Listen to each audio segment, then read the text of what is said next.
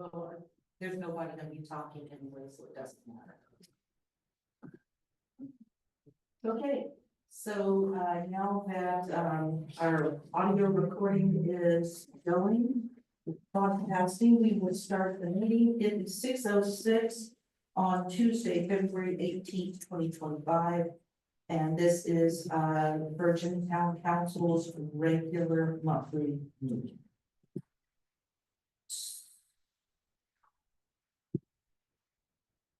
I was reminded by Paul yesterday that I have failed to follow a couple of things in our new procedures for town council meetings that we adopted in December.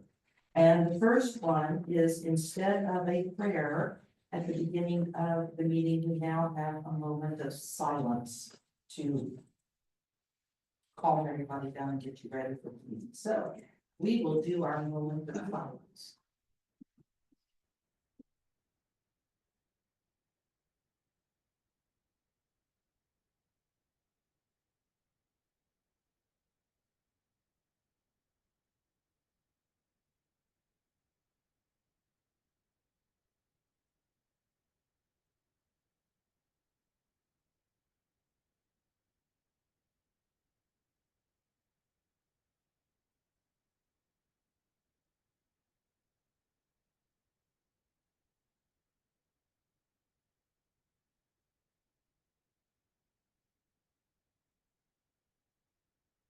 There's no second hand on that clock back there. So I am going to take a while to test and say it's been a minute. And we will move on. And then have the pledge of allegiance. And is there anyone in the audience who would like to lead us in the pledge of allegiance? If not. Any what? Veterans. Any veterans in the audience who would like to lead us in the pledge of allegiance? I figured I want to just ask if why not? Okay, the answer is no. We'll do the pledge of allegiance.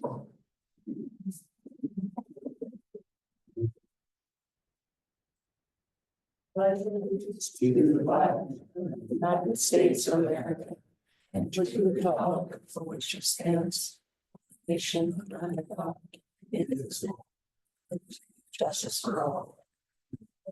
Thanks.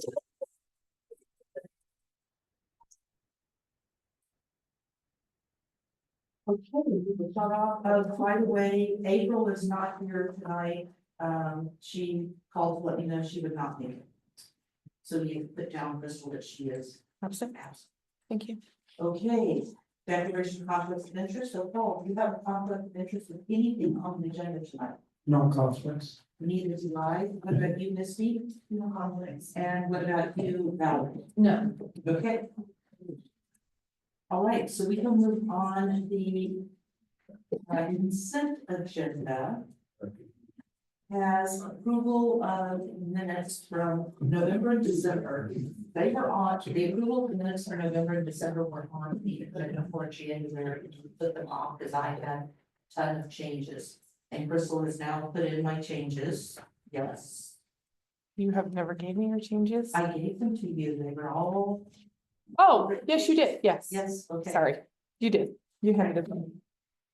So we have those to be able to approve tonight, but the minutes from January, I don't know if any of you had time to look at the minutes from January. They were put on at. I had trouble finding on Okay. SharePoint, and I think, it was kind of an impossible task, given that it went on yesterday, I think. No, Well, No, they've been in there for several days. well, Okay, they showed 3 o'clock this afternoon, Oh, it's because I've been in there making changes. That's Oh, why it okay. shows. because I was like, 3 o'clock this afternoon, that's not enough time. Nope, I've been in there making changes. I actually sent you guys all a text message the other day, because they've been in there, but they've been in there for several well, days. But you had trouble finding them? it's not a daily practice of mine. Get in the SharePoint. Okay, so anyway, we can go ahead and approve the minutes, the 2 November and 1 December meeting. And then, before we do the consent agenda, Misty, you were gonna look at the org chart. Did you have any, had you looked at it? Yes, Had I you looked at suggested- it. No, and they'll work themselves out, because after I sat there, they'll work themselves out. Okay. As we. You know, like, if we have Town managers. All right, so, one of you, I need a motion for the consent agenda to approve the minutes for November, December, and the workshop. I motion to approve the minutes for November 14th, November 19th, and December 17th. And also the org chart. Tabling January 15th and January 21st town council meeting minutes. Second. All in favor? Yes. Okay, we have a review of checks and invoices. We just got that today from, Sil. Correct? That was just today we got those, so those we need to get, I have not looked at those. Well, I know the checks and invoices, if I signed all the checks and invoices, so I am aware of what those were. But if the rest of you need to review them, we can review them next month, because they just went on today. We just got them today. I haven't looked at today's, which would be January's, but I did look at December's. And I do have a question, but I'll get with Crystal later on that. Okay. Or me. Or Okay. All right, reports from the planning commission chair, Darlene is not here tonight. But she did send us an email with a summary of what happened. Did you guys all see that? I have no need to go over it right now. We all have a copy. We can look at it ourselves later on. Okay, before the next meeting. Hey. Ms. Virginia Garade, our zoning administrator, you have an update for us. Crystal, do you have this at all that you can put that on the screen for everybody? I do not, Shyla has it. And just hope you, it's pretty much the same projects. We don't have anything new. It's just the folks that have been working through their projects. So I'll go through them one by one with Riv at Zion. Shyla and I went down there, to do a quick pre-final inspection. They've met all their inspections with, the building inspector, but he had a couple other things he needed to do before we could issue the town CO. Backflow prevention tests, he was gonna do some stuff with his number on his buildings, but, hope to have that at the end of the month. The Labrie project, which seems to be just sitting still, I talked to him, talked to Jonathan. He says they're just getting their finalized loans secured, everything's secured there. Their goal is to be working on it by the end of this month. And to be open, the gas station will be open before the season, the tourist season starts. Virgin Goods, nothing new to report on that, they're just working on their project and continuing requirements there. Zion White Bison, there's about 10 things going on at once over there all the time, but they're also just working through their projects that they've got approvals on.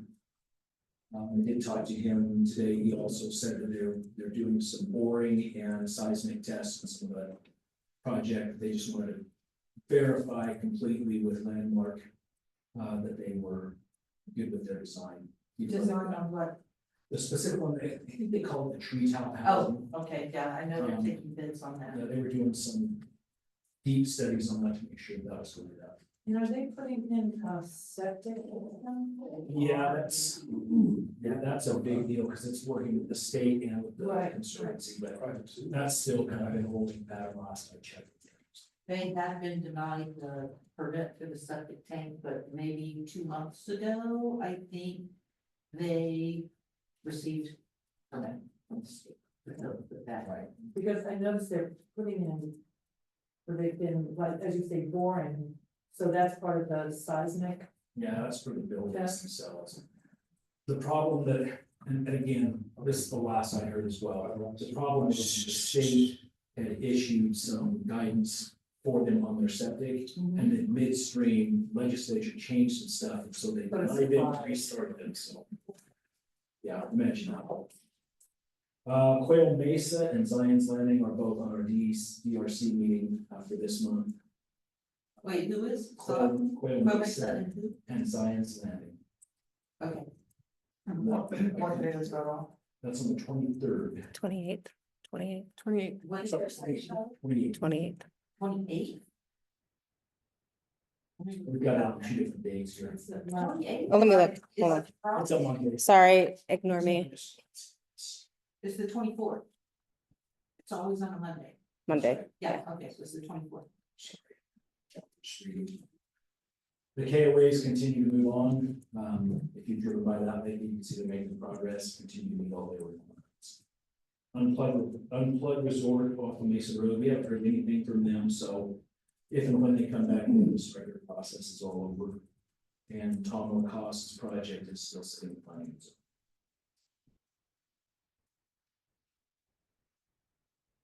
That's all I've got. You have any questions for me on any of this? Or?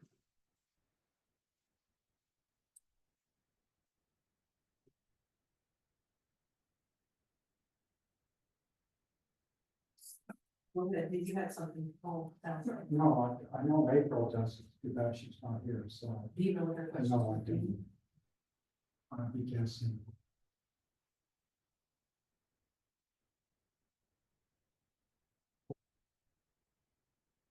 So Zion White Bison was trying to have what? Open? No, that was the Reedy project, was trying to have their gas station open by the season, which would be. Second week in March. Yes, exactly, second week of March.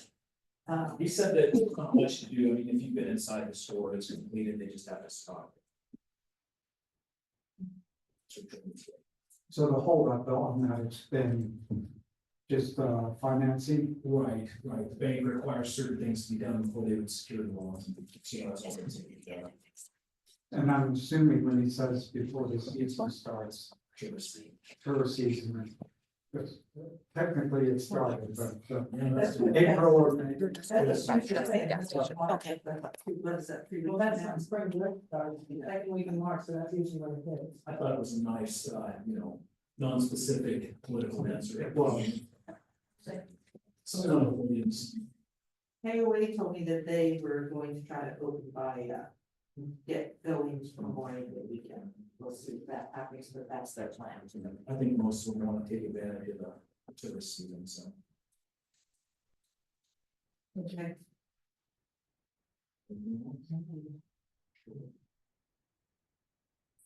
Hey, no, I have no more. I have no questions.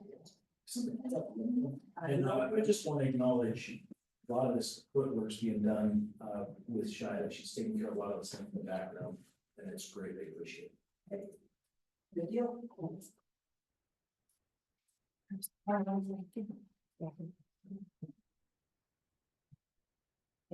I would say, I'm gonna say. I have this out.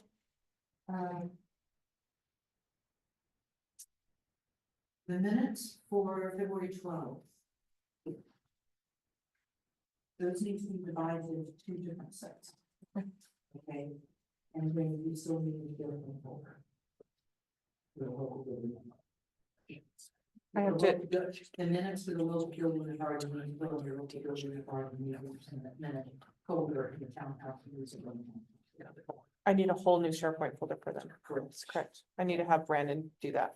Okay, Would there be any chance of having a new folder for draft minutes, specifically draft minutes? they should be all draft minutes in the Yeah. minutes folder. Okay. There is, hold on, let me pull it up. There is a minutes folder. Well, I couldn't find it. Okay, hold on. So it's always in our regular meeting. I'll put them in the minutes folder in our regular meeting. So if you go to the folder for today's meeting. There's a financial from January in the minutes.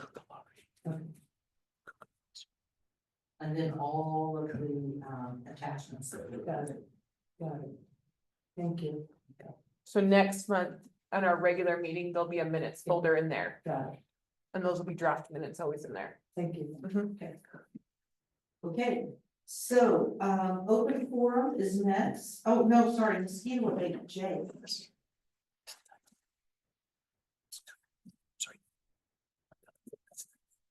Small area.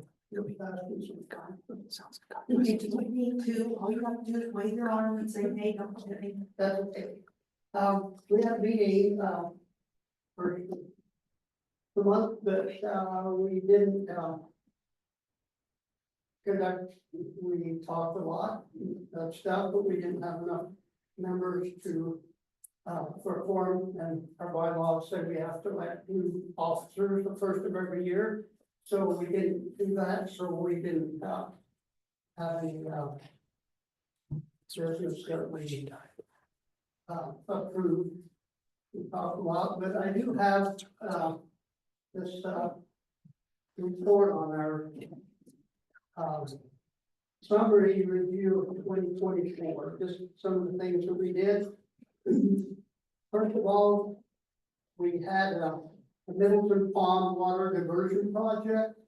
We diverted spring water past one pond basin into another, hoping that we could reduce the number of mosquitoes coming from that location, and later gain access if needed for this cleaning of the reeds. The first pond, we couldn't even get into, and it was a lot of mosquitoes coming out of there. We worked with the Department of Wildlife Resources, willow planting. The crew joined with the DWR to plant new willow shoots in areas of springs marsh that had been burned earlier. Antibacterial training, we received training from Hannah Bonner, who is an environmental scientist with the Division of Water Quality. She taught us how to look for and identify toxic cyanobacteria algae that can be found in most bodies of water throughout the state. When these algae blooms grow, they can become toxic if ingested, especially while smaller. Of course, we've had, in the past, Virgin River was off limits because of some of that up in Zion Park that was being stirred up and coming down. USEU research projects, we helped out with a few research projects for students from Utah State University.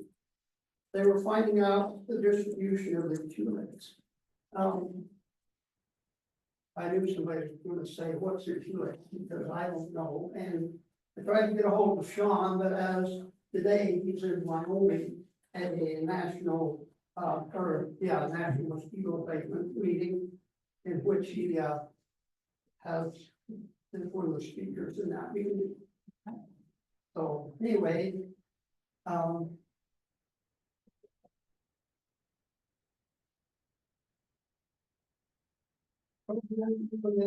implementation for the Shivers Band of Indians. We're helping them with their project this last year, and they're spending quite a bit of time monitoring and training the new tribe. Shivers Band members located at the reservation by islands, so they could establish a new surveillance and abatement program there. We worked with Travis and who spearheaded their program. Together, we identified potential mosquito habitat and trapping locations. They had a couple of interns that came and helped in the lab to sort and identify the mosquitoes. At the end of the season, they presented all their data at the annual Utah Mosquito Abatement Association meeting held down here in St. George. Fire Lake insect study. This one's an interesting one. We were asked by the city of Ivins and some residents to mention the potential insect problems around Fire Lake and Ivins Reservoir, so we could gather information about the impacts of building a future reservoir closer to the city. From that study, we ended up finding a major mosquito problem, over 2,500 mosquitoes in the first tracks, we said. That's a lot. Then a wash down from the reservoirs, which we have now added to a regular monitoring throughout. Tick surveillance. It's quite interesting how they catch ticks, and most people wear clothes, so might be interesting. The state health department started monitoring ticks in the state to identify some of these diseases that might be here. official research had not ever been done in our area, so this was new to all involved. We partnered up with them a few times this year to do tick drags in potential trick habitat areas. This consisted of us dragging a cloth attached to a stick through the brush, hoping that to have ticks attached to the cloth. This method was effective, and we were able to find quite a few ticks around that area that were not found in any other parts of the state. These particular ticks are known to carry tuberemia and other diseases. Supposed to remember my understanding for mosquito fish, that's too expensive for us to do anything with, but we're on the, if we ever decide to, we can use that in small areas where the water stays and doesn't go into the Virgin River. So, Aedes aegypti, the Egypti issue this last season started early in the spring. We were already called out to areas that had problems the year before. We were able to solve some of the early issues, but the dry weather accelerated. Exacerbated. Yeah, there you go.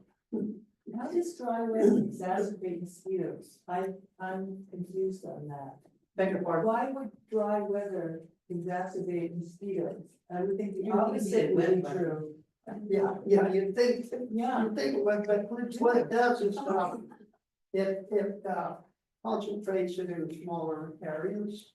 And a lot of those are in weeded areas, it's hard for us to get to, and, you know, we're always building trails, working with various agencies with, to build trails into these.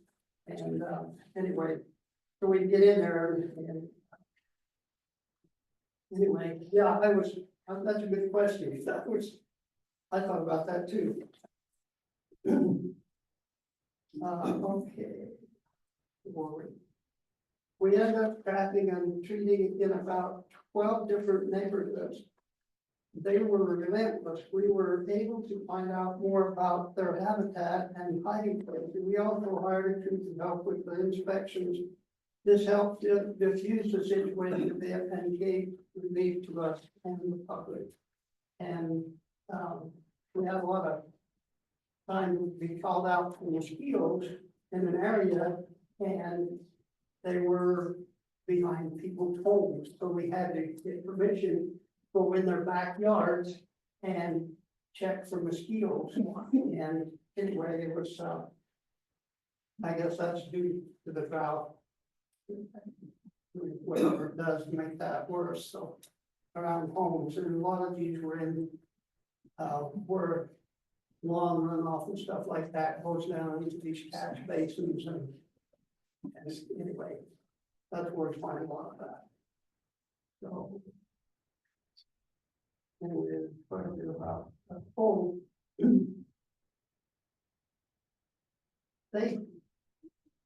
we've been studying and we're looking into it a little bit more, but we're finding that a lot of these Aedes aegypti, they hide in the earth, wet earth, and so they get in potting soil and are brought here. They're studying. There's a lot of them are coming from California area and are shipped into a certain nursery here in our area, and we're finding out that these have Aedes aegypti eggs in them. So anyway, we're studying that, trying to find out more about getting into that. So.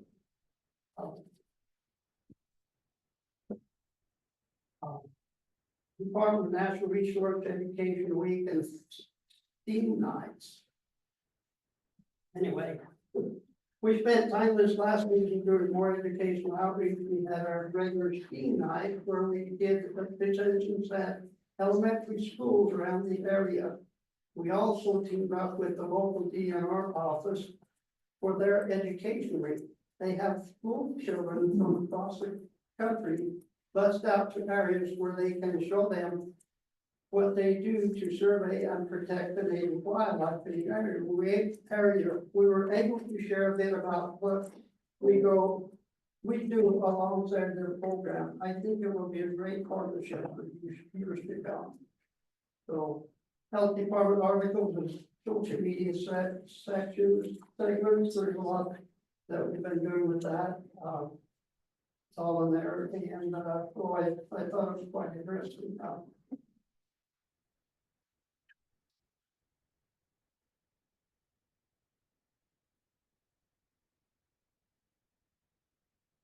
All of this work with the health department and, anyway, they come and get we took them to our old museum and different things and work with them, and they did an article. And they're gonna publish it, let me go ahead and read this. I wrote about our work here and what that means to public health, because it would be published in the fall. The health department wanted to use some social media segments to inform the public sooner. The video would be out in the field with a trap and dipping for larvae.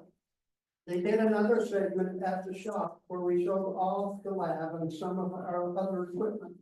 The final segment was at the Natural Science Museum over what used to be called Dixie's.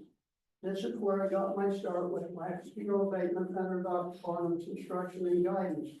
We started with the lab being a single table within the museum. We showed everyone our humble beginning, as well as the other cool stuff found in the museum.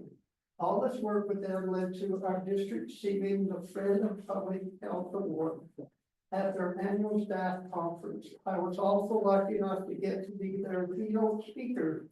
I presented about how to become mad, mosquito abatement this year.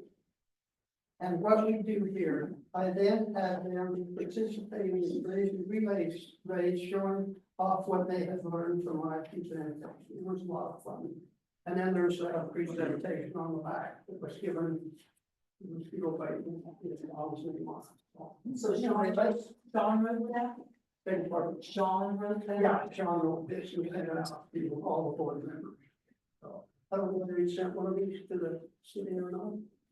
Anyway, now, yeah. Thanks. Thank you, James. Thank you. Thanks, Jamie. Okay, so I almost missed Jay to go to open forum, but now we're at open forum, so are there anyone in the audience that would like to speak for 2 minutes on a topic that is not something that is on the agenda? No, okay, council comments, yes, you do have something, Jay. I just, all of us neighbors up here where the wind blowing, we're getting these in our yards. And maybe it'd be nice if the city would maybe afford all that property that they have across the church. There, it's, especially the bottom floor of that. Is that where the leaves are, that's where the leaves are coming from? Yeah.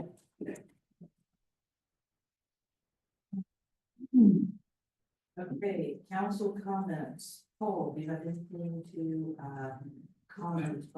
Yes, I do. I think you did. First of all, I'm wearing dark glasses, so I just got back from the eye doctor and my eyes are dilated, so if I take them off, everything just goes bright, if people are wondering. And which means I'm not gonna be able to read too much today, which may be good for some people. First item is our capital improvements projects. We have a deadline, this is for everybody out in the community. We have a deadline of February 28th to submit proposed projects. So you can go on the town's website and get to the capital improvements project form and fill it out the best you can. The main thing is just item 1, what the project is. You get it submitted by February 28th, and then Capital's Improvement Committee will meet in March to go over those projects. And then Crystal, can you send out an email to everybody? Yeah, I'll send out an email tomorrow. The fire department recently got ISO to come in, and it's been a while since they come and looked at the hurricane fire district. And there's some good news in that, the ratings, well, kind of piecemeal. The ratings for some of the cities in the district went down from a 5 to a 4, which means there'll be some benefits to their insurance. The good news for us is we didn't get any higher, and we're, I think, the new designation, we used to be a 9, new designation, what, 4X? Yeah, you're 4X. 4X.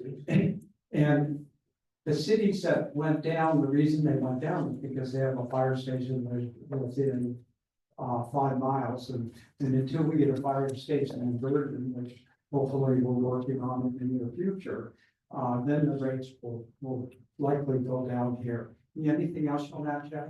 No, that's the main one. Okay, and so that's, at least for us, the rates are not gonna go up. Well, they could go up, but they're not gonna go up based on the ISO. Well, we still have the same rating that we did before in the Virgin area. And we're working to bring that down, and the fire district is working hard to get those ratings improved. And we'll be looking at that in the near future. And I know they're working already on some mitigation issues to do that. The other thing that the fire district is working on is wildfire mitigation. And our emergency manager, Randy Hill, has been in contact with the fire department, the wirelands captain, and going to start doing some mitigation work here in Virgin. He's got, I guess it's Team Rubicon, some volunteers and army organization that's going to come in and do some mitigation of some of the fire issues around here. Yeah, They're gonna clean all the washes. they're going to clean, well, All the washes. They're Yeah. gonna try. they're gonna try to clean all the washes in town. It's a pretty big effort. If anybody has, the one thing I asked about was, can we do it on private property? And the answer is yes. Just contact Randy, and they'll get it on the fire district's calendar, get it on his calendar, and go through the process of doing that. So it's not just the washes, it could be if somebody has Well, some of the washes go through private. private property, and some others have land that probably need wildfire mitigation. And so if there's any owner out there that needs that addressed, to get a hold of Randy, and it will eventually get on the list, and we'll take a look at it to see how it ranks. Yeah, and we have some forms that we require the property owners to sign. Yeah. Give us permission on. Yeah. Anything else in this?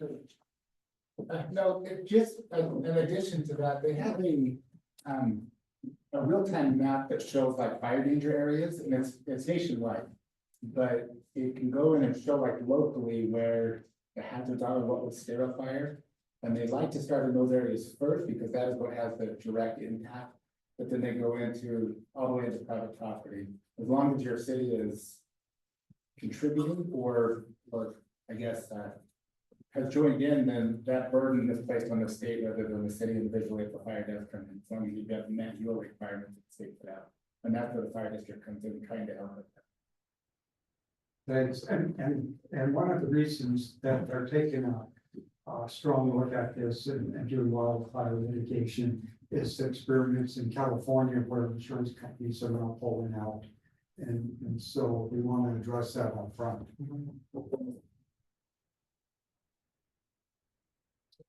Okay.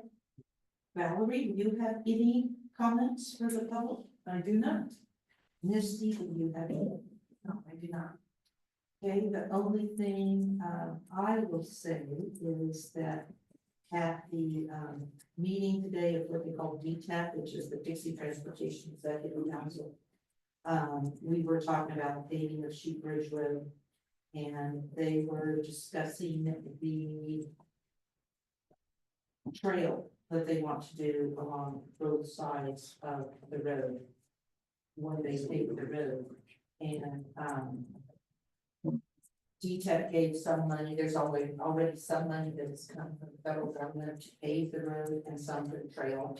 And then, we were assigning giving some grant money from the county, that's what we were voting on today, this evening, was some money for a trail.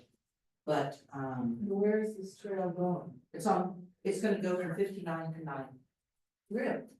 Will it be paved or gravel or? That is still, it's still in the design phase, what the trail is going to be.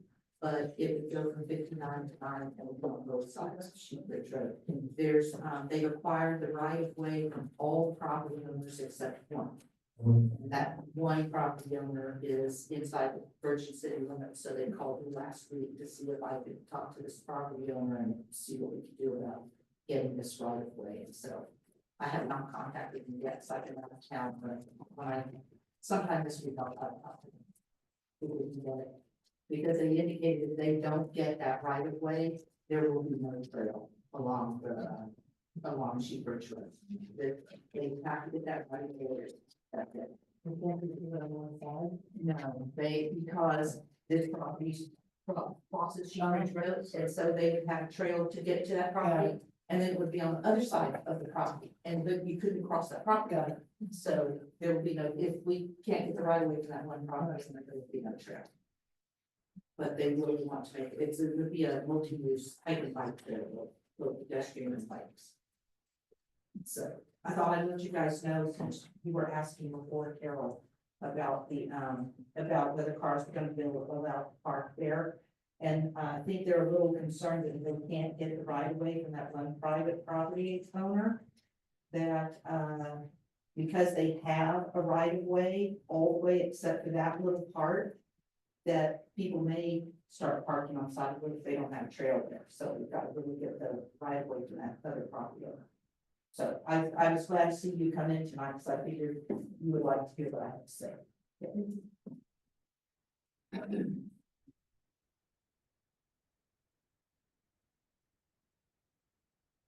Okay, so then on to the rest of the meeting, the actual items where there will be action. Okay, first up is this interlocal agreement with the Washington County Sheriff. And, we did this last year, and I think the year before, where, we signed this interlocal agreement with the Sheriff's Office for the patrol services here in Virgin. And then the sheriff was here, last month, talking a little bit about putting in a sheriff substation up at the new town hall. He also indicated that, they were increasing the price a little bit. I think we paid $15,000 last year, and this year is $20,800, so it's gone up $5,800.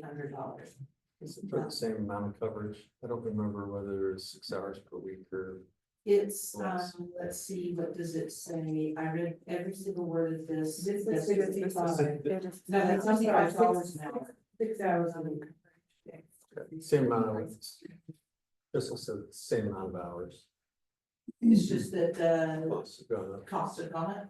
But they clearly identify that that's all that would be charged. It's not Where did They you see won't- the 6 days? in number It's, one, First paragraph, 6 First hours, 6 hours. 6 hours per week. They will not charge for vehicle maintenance, supervision, clerical overhead, or anything else related. Oh, they're just 6 hours per week, yes. So, any objection? If not, authorize me to sign this, interlocal agreement? Oh, well, sure, thank you, Paul. Anyone in the public have a comment about this interlocal agreement for patrol services with the sheriff's office? No? No comment? I reviewed it and I found it to be fairly similar to what was signed in the past. I do like, there's a little bit more detail in what they won't charge us for, and I like the fact that they will come at the town's request To the town to council? town council meeting, then report on what they've, been dealing with or seen an increase of. And, yeah, I would have would have assumed that they would have charged the hourly time for For the sheriff, yeah, but Yeah, it's come for to our the meeting, lieutenant. but sheriff to come. So,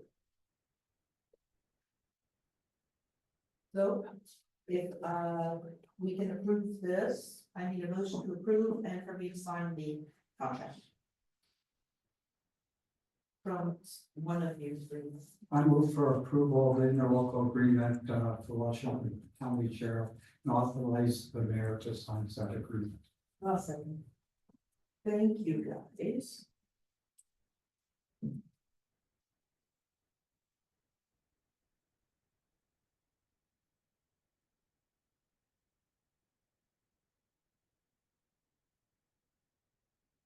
So you guys can sign yours and you have to sign it too. What? oh, no, Oh, I'm sorry. jumping the gun. I'm jumping the gun there. All in favor? Aye. Yes. Thank you. Thank you for being on top of things, Paul. It takes a village. Okay, it takes a village. Okay, next one is the interlocal agreement with Washington County, this time for, the election, that they are going to, handle the election this year, just like they did for us last election. And let's see, is the price the same, Monica, Crystal, or did they change the price, do you know? I did I not pay believe attention it's to the same as last year. I don't think anything has changed. When I talked to Melanie, she didn't mention anything of price difference. Yeah, that was the question that I had, because I didn't see, it says that they will give the municipality an estimate of costs by February 1st of the election year, so that the municipality can make, the town can make a decision whether to go with them and have them provide the full election services. But then I get into if under section 2A, the municipality agrees to reimburse the county for all costs and expenses related to the municipality's election. And I know that is more towards the hard costs of printing, ballot, and mailing and those types of things, but it still is unclear. It doesn't have like a, and I know this is a model agreement. I think what will happen is that we tell them, yay, they will insert or Virgin Town every place, because right now it just says city or municipality, and then it can be signed. But I did wonder whether or not there was any sort of exhibit showing cost estimates. So did we get anything by February 1st? No, we did not. That's the only thing that, And they also said we were supposed to let them know by February 15th, which was Yeah. the weekend, if we were going to be, if we wanted to withdraw from them. Well, Them doing the election for us, but last time, what the amount that they charged us to do the election was far less than we could have charged. If we had done it ourselves, it would cost so much more money. well, yeah, I just looking out from town and don't really like to see us sign agreements that are kind of open-ended. And we know how much we're gonna have to pay at the very end. That could be an issue. So we want Crystal to, so We need to have, what's going to give us, more info. yeah, a formal estimate. Okay, so Crystal will follow up with the county clerk on that. yes, I will send her an email right now. Okay, motion to table. Yes. They are needing this sooner than later, so can we do this with a special meeting or can we make a motion We on could approval? probably, when we get down to number 10 on this agenda, where I'll start with the contract with the project manager on the church with Galloway. That's gonna take a special meeting, so we could probably do a special meeting to vote on this about the election, the county running the election for us.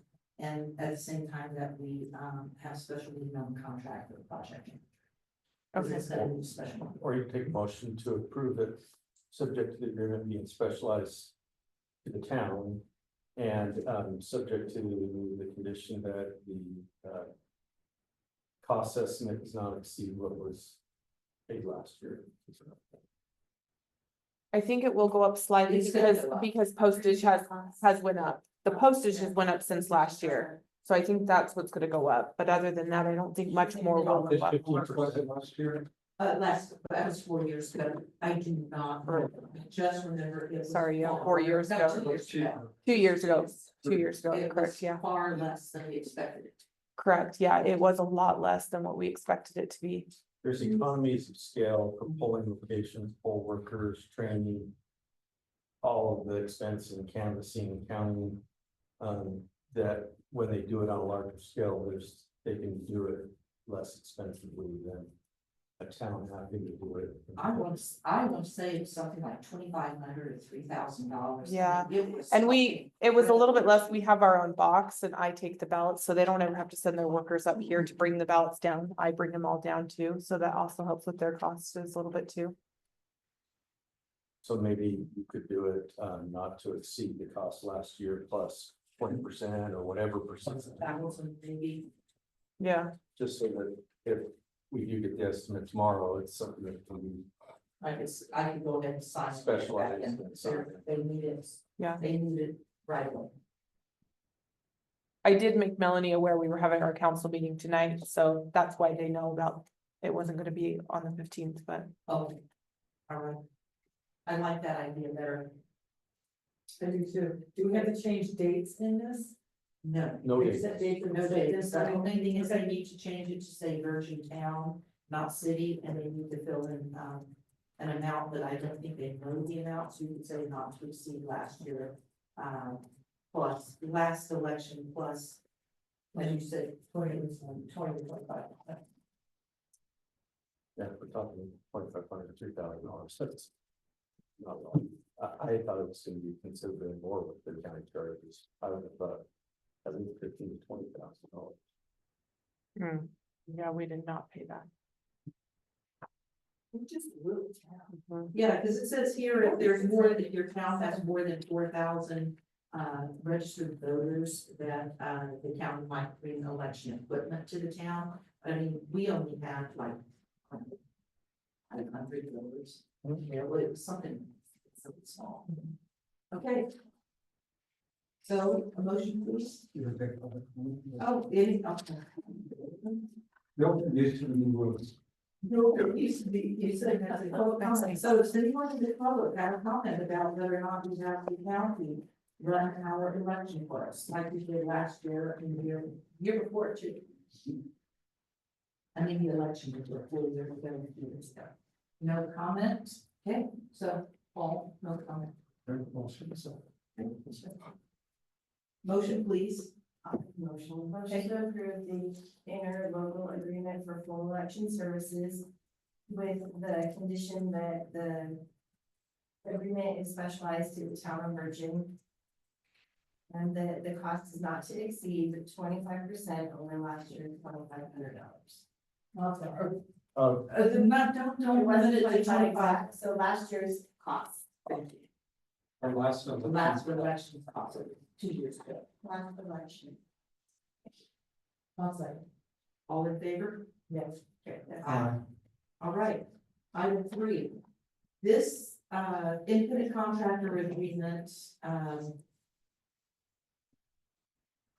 we have Design Regional Collaborative has we have towns, we have county officials, town officials, BLM, Zion National Park, we have all kinds of federal officials, county officials, and town officials that get together. And are in this group called the Zion Regional Collaborative. It used to be called the ZC3 a long time ago, so before I moved here. And the meeting has gotten quite large with the different towns, and we also have Kane County and Iron County. Also have representatives that come. And it's all about things we can do to alleviate the tourist impact, the bad side of tourist impact on the areas, and try to spread tourists out into other parts of the county and Kane County and Iron County, so it's not all just right here in Zion Canyon. And we have a coordinator. Zion Regional Collaborative has a coordinator who manages everything she arranges all that we do, the workshops, everything that the Zion Regional Collaborative does. And, Washington County was paying a big part of this person's salary. And then they withdrew from paying salary, so now all the towns are, and different people involved are trying to pay money for this person's salary. So Virgin's contribution would be $3,000 to, toward the total salary for this coordinator. And so they have asked us to have each of the town councils approve the town's, their various contributions. And you can see on page 2 of this agreement, page 3. Oh. Her annual compensation is $42,000, that's written at the top of page 3. And then page 4 has the breakout of the contribution from the various towns. Convergence contribution would be $3,000. We paid that last year. So this is a renewal of the contract that we had last year. And the year before, the county did not contribute to this person's contract because the county picked up the bulk of this person's salary. So I would like to have you guys authorize me to sign this and for Virgin to contribute $3,000 to this coordinator's salary. So, questions? That's the BMX chapter. I have one. Why did the county choose not to fund this year? Did they have a specific reason why? We have tried to get them to explain why. And they have not really given the reason. I will say, I'm trying to be very diplomatic here because this is being recorded and you like to watch the video. But,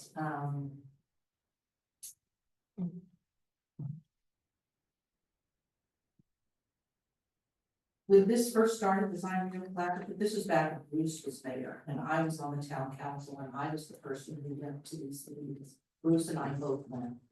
And, these meetings were huge with all the people that were there. And we had a lot of projects that we were working on. And then the next thing you know, the county took this project and they took over running this thing. They took it out of Zion Collaborative's control.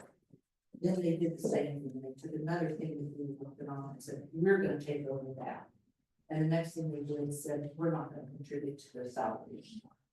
So our belief is that they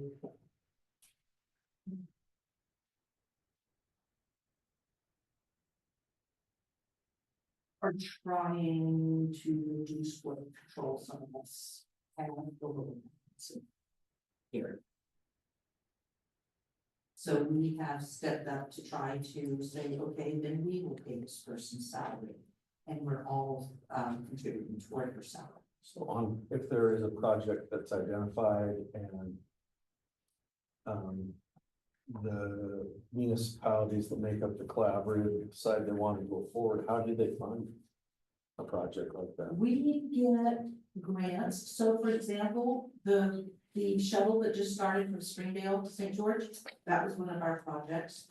Design, the trail that is going to come through from Springdale all the way down Highway 9 and into Laverton and over Turton, that's one of our projects. We've had several other things we were trying to do with camping.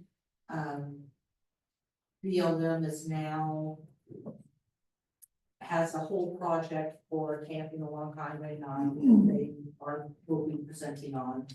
And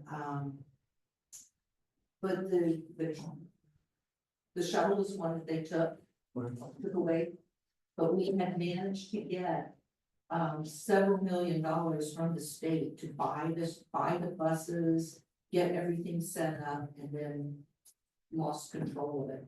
And that has happened on another project too. Oh, the trail, in fact, that's one that was one of our projects that now is under county collaboration. So would this keep the county from doing that again? We're trying. Well, they're not, oh, now, Well, that's now what I'm that's saying. it. Yes, So the this- county will, now the county cannot do that. Does the collaborative have the ability to go out and seek federal or state They are funding? not as a an 501c3, so they, Yeah. what has happened, for example, right now, one of the things the Zion Regional Collaborative is doing is working on an update for the scenic byway along Highway 9. And, we've hired an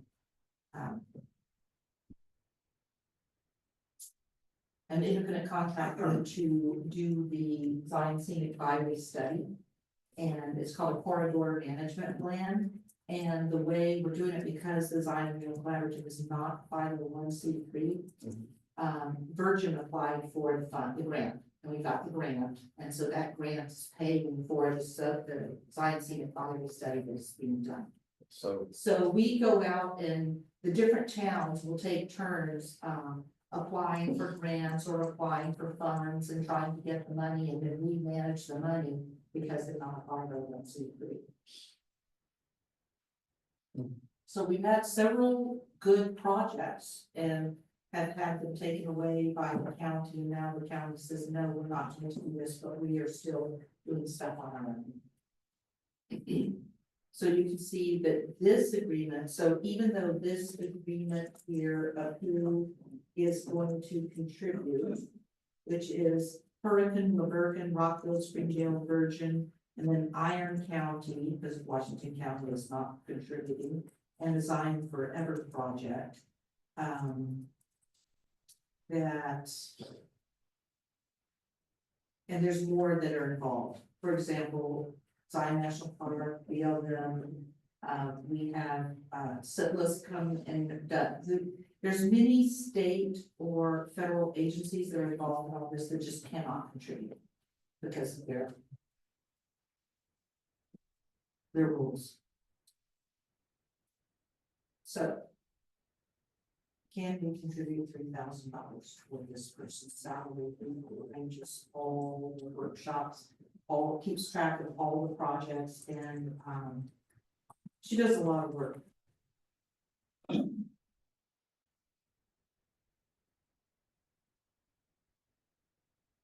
Any other questions, or any questions at all besides those that we have?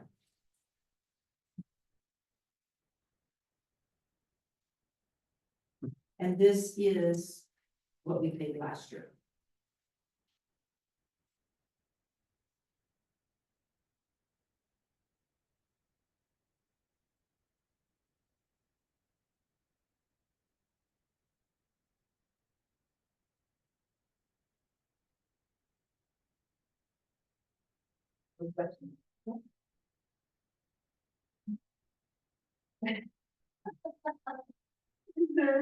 Is there any comment from the public about the Zion Regional Collaborative that used to be called the ZC3? And some of you, people who have lived here a long time, will have remembered the CC3. I'll take that as a no public comment. Thank you for reminding me, Paul.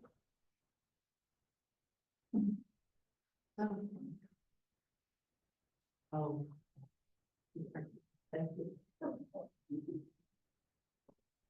Well, a motion from anybody? Nobody wants to? Okay, I'll make a motion. Oh, were you about to, Valerie? I'll let you do it, please. I move we authorize, Mayor Tim Kraus to sign the independent contractor agreement for the Zion Regional Collaborative Board. I'll second. All in favor? Yes. Wait, we'll do a roll call vote because this cost requires us to spend money. Paul. Aye. Jean, yes. Misty. Yes. And, Valerie. Yes.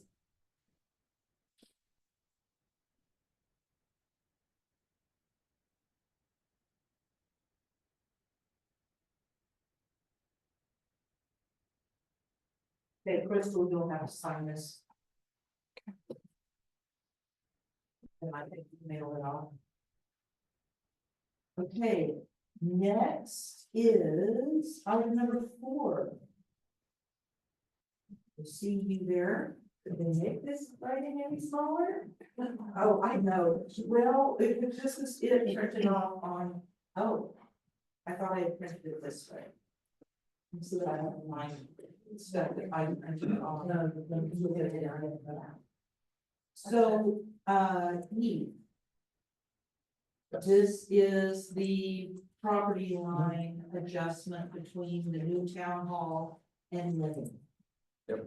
And, yes, I did not print it off. Oh, this is it. So it looks to me like they've done what, we talked with them about before. They've had a survey come up, prepared this record of survey and a legal description for that sliver of property that they have utilized over the years.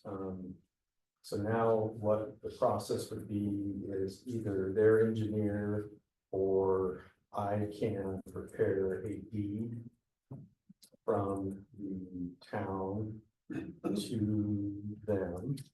And then we would need to have a resolution adopted that has the deed attached to it, and resolution would make a finding that this is property that is inconsequential and not beneficial to the town, because it's not a roadway that we're abandoning or conveying away. We don't need to have any public hearings on it. The town can determine what is inconsequential. Like I said, I like to have that done by resolution, so it's in writing. And the resolution will authorize the mayor to execute. I know there might be some conditions or certain things that the Brinkerhoffs may want. I don't know, we've got. Do you know of any conditions that your mom I know wants? of. I mean, that property line's been there since 1962 when the fence was put up. You know, the old post office was right next door. Although we haven't been the owner of it, in my opinion, as I've looked at this and understood the feedback from various individuals, clearly there has been an acquisition of this property by the Brinkerhoffs under the doctrine of boundary by acquiescence, or boundary by agreement. You've got a monument there in the context of a fence that's been there, and they've utilized everything on that side of the fence. In Utah, it has to be open and notorious and for a period of 20 years or longer. So, I mean, I look at this and I say, one, we acquired the property from the LDS Church. It was kind of there and or an inherent issue we knew at the time.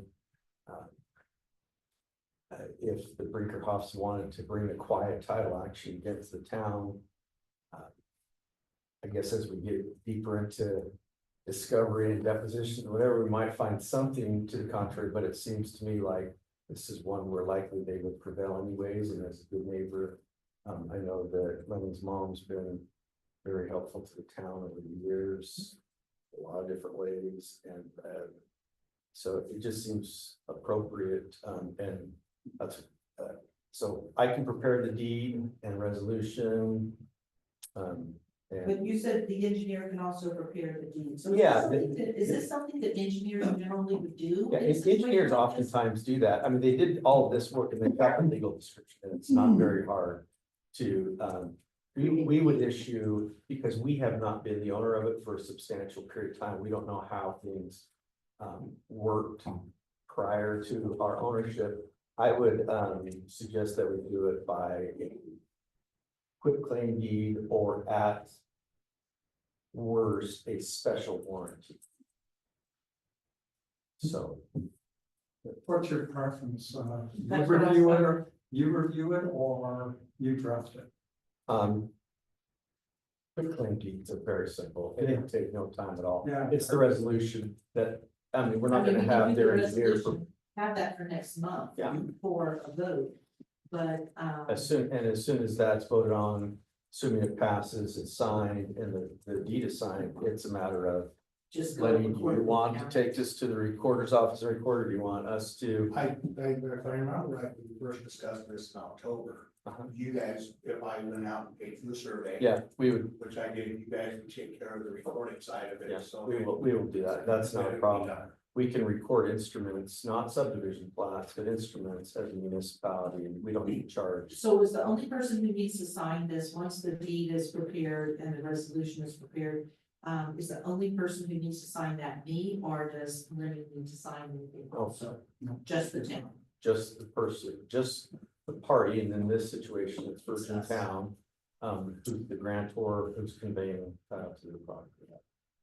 All right. So that's what we're gonna do, and we will have it on the agenda next month in March. Okay, we'll have the resolution and the quick claim deed or the special duty warranty deed, whatever one we do. And we'll have it on the agenda and, take care of it then. Okay, all right. Okay, thanks, guys.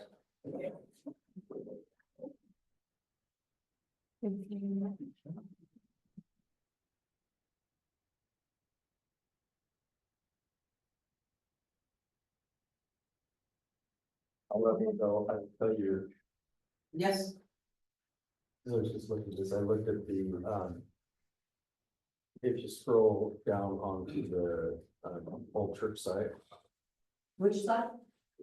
the property, it's owned by the local building authority. It's what? It's owned by the local building authority of Virgin Town. Oh, so we would have to do this maybe at our, because we're gonna have to, the local building authority is gonna have to have a special meeting to talk about this contract Same for thing. the, project. You can have the board, the building authority board resolution and deed, but the deeds would be coming from the local building authority of Virgin Town, Okay. All right, not from Virgin Town. okay.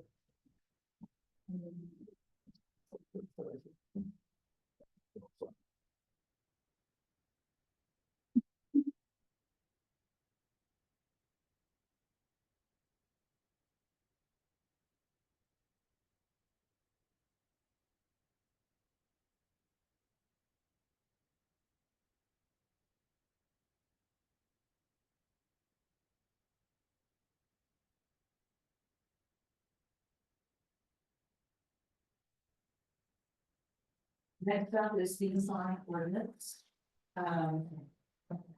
This was on our agenda last month. And it was so long, because it's 22 pages long. That was with me making it double, it's 22 pages long. I'll just say it now. And move on. And it was longer than 22 pages, and what I did to change the ordinance is brought it down to 22 pages. Now, at the time we were talking about this, not the last meeting, but the meeting before, December's meeting, when we were talking about the sign ordinance. When we were talking about it at January's meeting and you weren't here, we were trying to remember, we had a dispute as to what you had said at the meeting in December. And we could not remember if you wanted the definitions in a separate ordinance, or if we just had them as a separate section in this ordinance. So what I did is I took the, because we're completely rewriting chapter 52, the sign ordinance. And so I put all of that in there, all of the new wording, and it's all underlined to show that it's new wording. But then we get to the section, which is, section 2, which is the definitions. And I went ahead and I put in the change, some of these definitions are already in our code, and then just make some changes, and then we have this whole page listing brand new definitions. So I went ahead and put them all into one ordinance, but we could not remember if you, and I never did go back and listen to the ordinance. if you want us to do this two separate ordinances or one. My preference, we have taken definitions out of other chapters and tried to locate them all in chapter 2. They're going to be in chapter 2. It's just all in this ordinance is saying we're replacing chapter 52 with these words. And by the way, we're adding these definitions to chapter 2. That's what this does. But we could not remember if you wanted this done as two separate ordinances, one saying here's the changes to chapter 2, and one saying here's the changes to chapter 52. But I went ahead and put them in one. If you look at section 2, it starts on page 14, you can see that it says the following definition of chapter 2. Okay. Are hereby amended as follows, and then section 3 says the following definitions are adopted as follows. In chapter 2.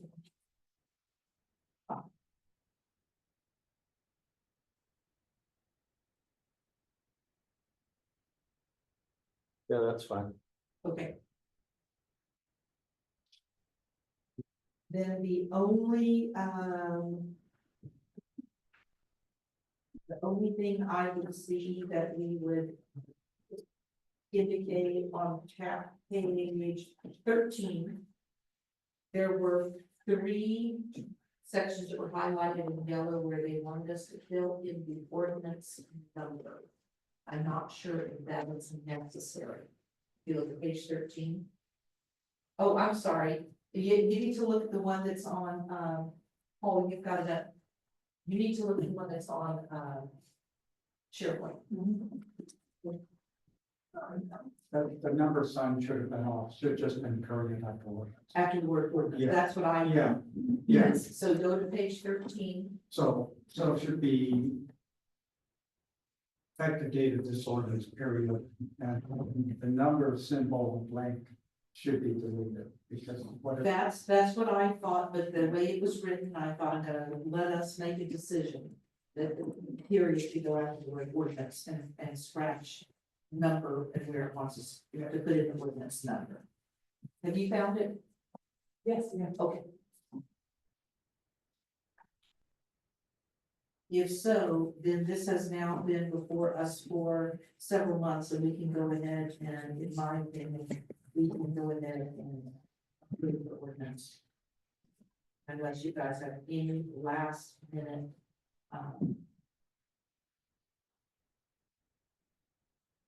questions, suggestions. What's the ordinance number? This is going to be 2506. So it should be on the one, for example, look there. Yeah. The one that's online should say 2506. I move for approval of ordinance 2506, which is a sign called and then Sorry, Paul, it's 2025. or 20, I'm sorry. I cut it off the short bridge. It's okay. I move for approval of the sign ordinance, move for approval of ordinance 2025-06, which is approving a new sign code that creates chapter 52 and amends chapter 2 with the following amendments on 52.9.9, 52.10, 52.10.3, that the number sign and blank be deleted in those particular paragraphs where they appear right after the word ordinance. I'll second. Okay, I'll go ahead and do a roll call vote, even though we're not spending money, I'll do it anyway. Paul? Aye.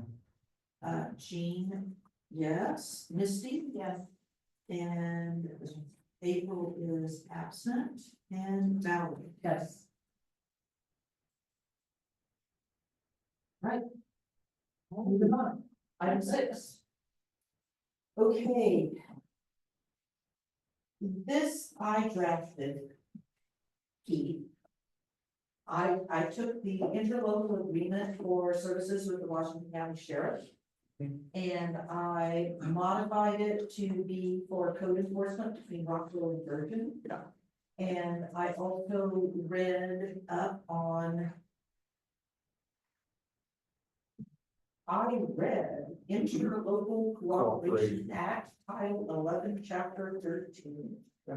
Sat in the airport and read it during my radio yesterday. So as I worked on this. So Which is sleep. it wasn't quite so bad, but they did have a section, that has to do with sharing and employee between, agencies.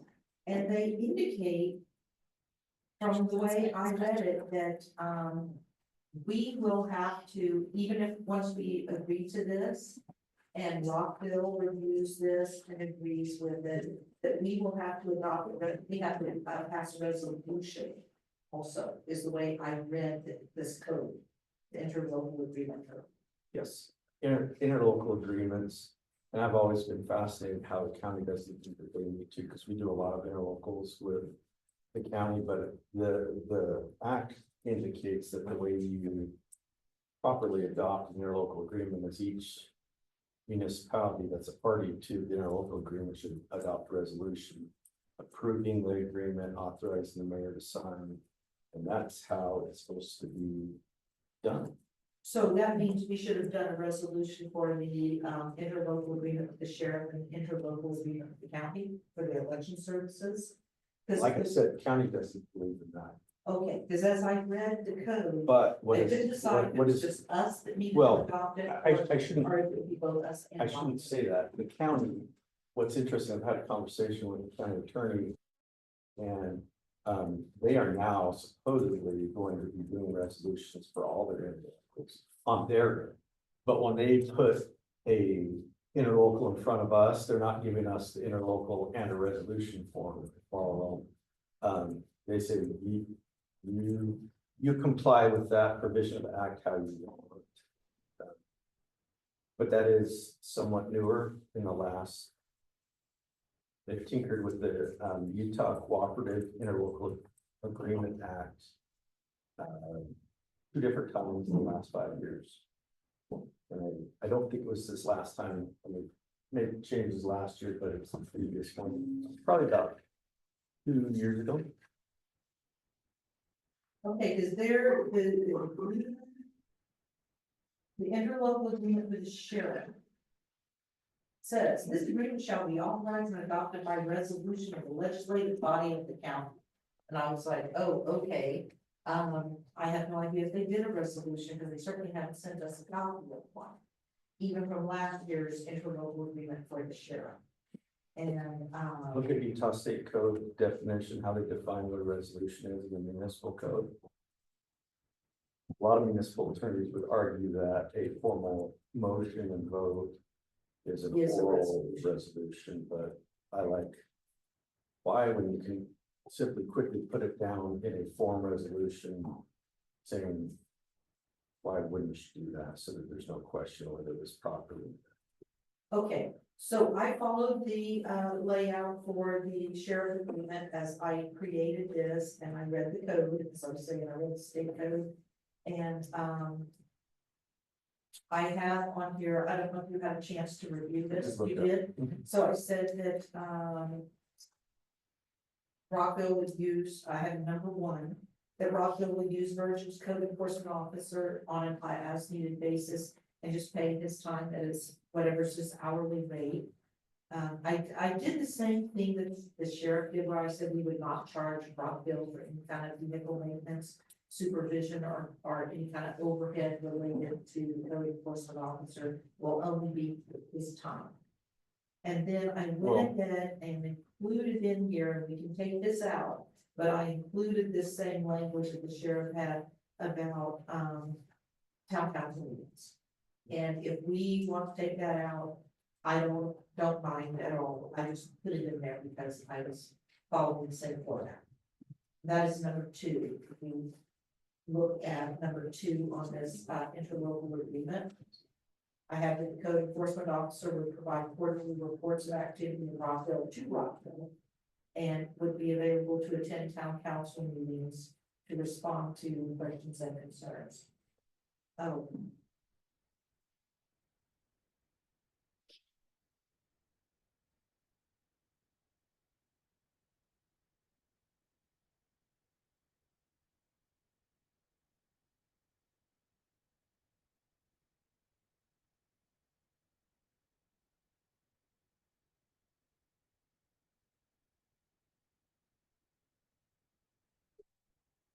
And then I gave a 5-year period. I put in here a 5-year period for this agreement. I didn't know if I should just go 1 year because this is the first time we're doing this. We want to try it out just for 1 year and then possibly renew it next year, or if I should go ahead and do it for 5 years. And I use the same language about governmental immunity.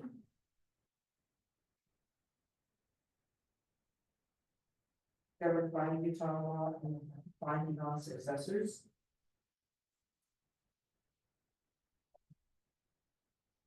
Rest of it is just boilerplate legalese. Well, I'm okay with the 5 years because you have a termination of either party can terminate within the state, so I think that's. So, yeah, and that's where I normally, if you didn't have a termination clause, I would have suggested it being a year. I have no problem with it being 5 if you guys have the ability without any recourse or anything between the two municipalities to cancel it within 30 days, because sometimes we may have, it seems like we've got a great code enforcement officer right now, but circumstances change, and what if you can't continue to do it 6 months from now, and we're having an agreement that Rockville can call, and we're supposed to be providing the code enforcement officer at the rate. So I think that's fine if we on the term.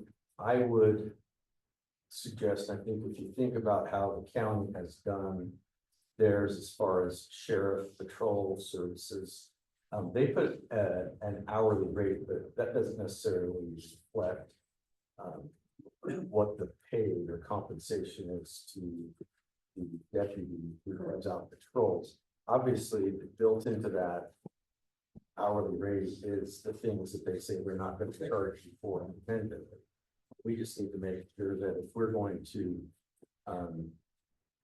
put that same type of language, which I think is fair enough, it'd be really hard administratively to kind of bill for kind of separate things like having a car and how much do we allocate to them as far as things like that. So it should probably be built all into it, but just make sure you're thinking about everything when you agree to.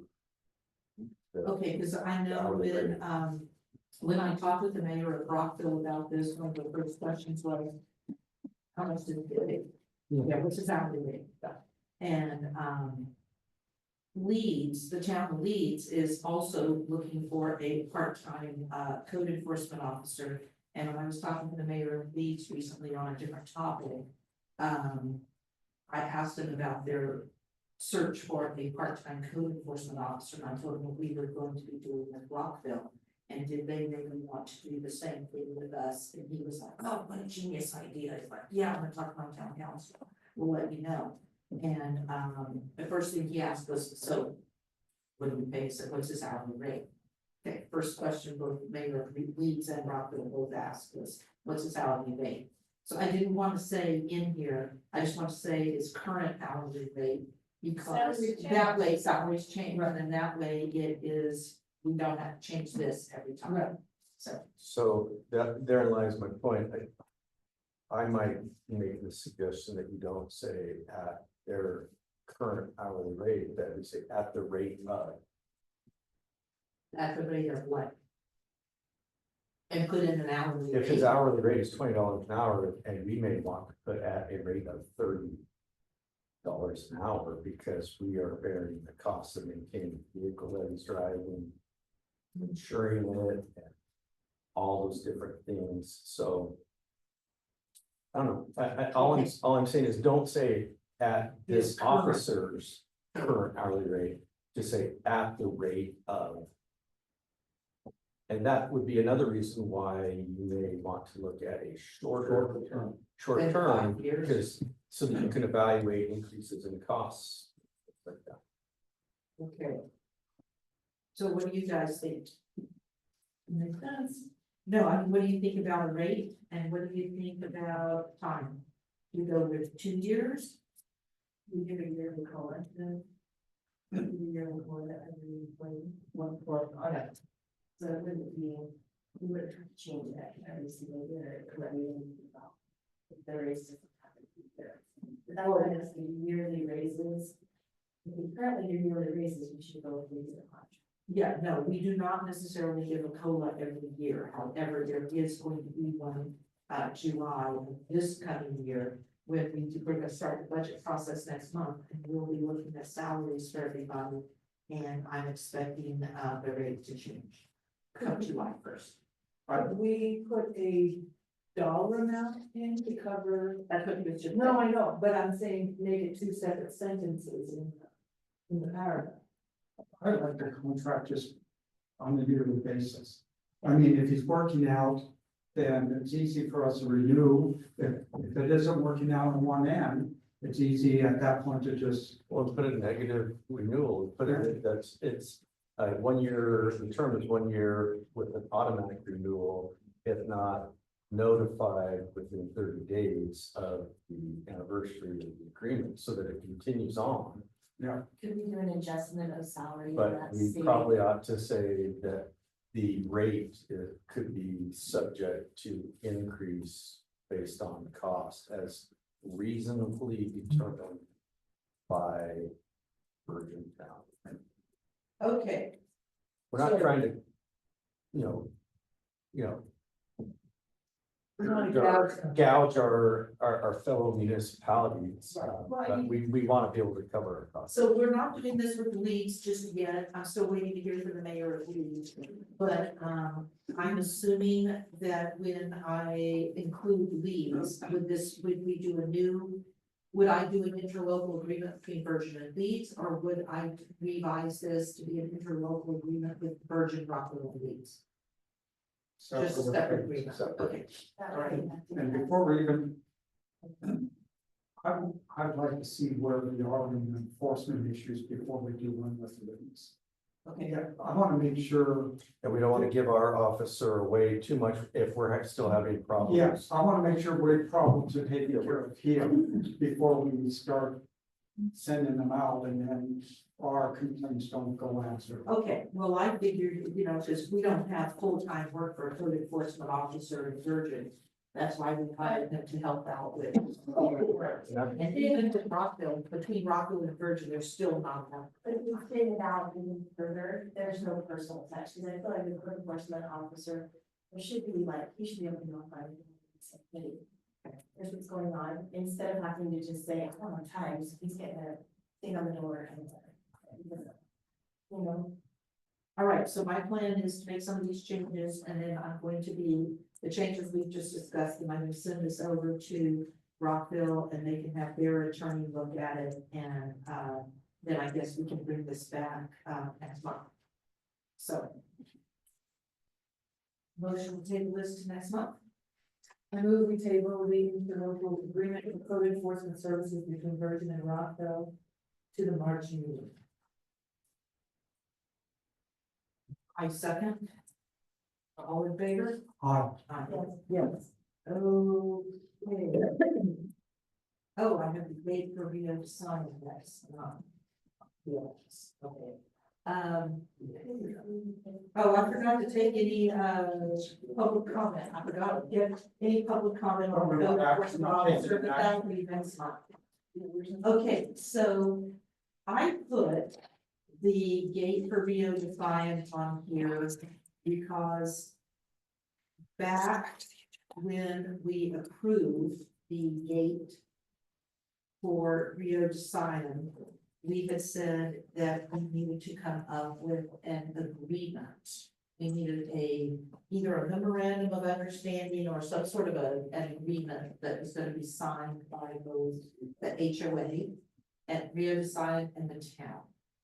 And so we haven't done that agreement yet with them. And that agreement is that they are going to, even though they have a gate there, it is going to be accessible by the public. It's more as a deterrent.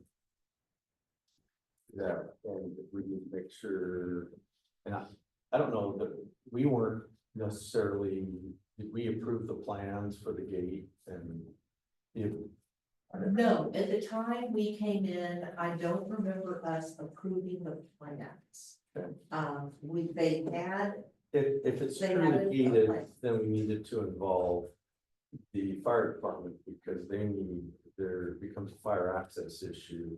They needed a way to get through, but if it's simply a gate that when you roll up onto a pressure sensor, it opens, that was my understanding. you know, then it's not necessarily. Also, sometimes there's an issue with the design, because if someone comes up to a gate that is locked and won't open without a passcode, how do they back up properly and be able to turn around?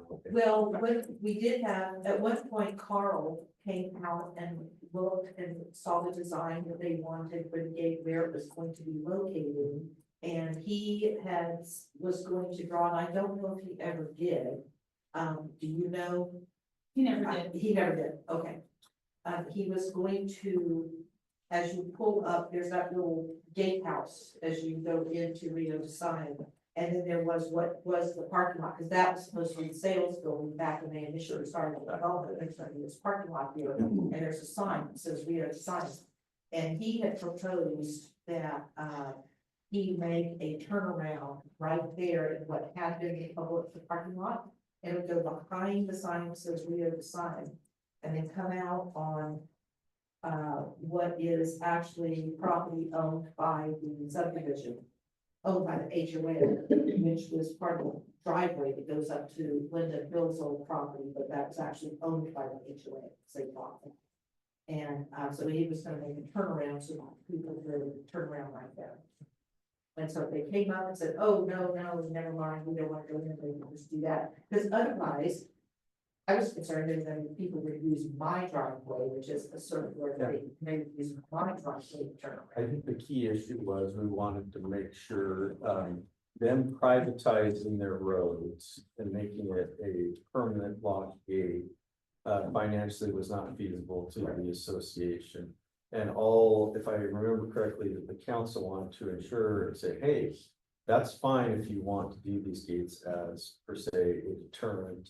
That would likely turn away the vast majority of people who go down there who's not familiar with it. But if we're going to continue to maintain the streets within, and the utilities within the street right of ways, as a town at our expense, you have to guarantee us that you're going to never lock it or never make it subject to some sort of secured access. So is this something that I can draft up and have you review? You're and more than then you welcome can to, Sign it, yeah. and then do we need to have the design?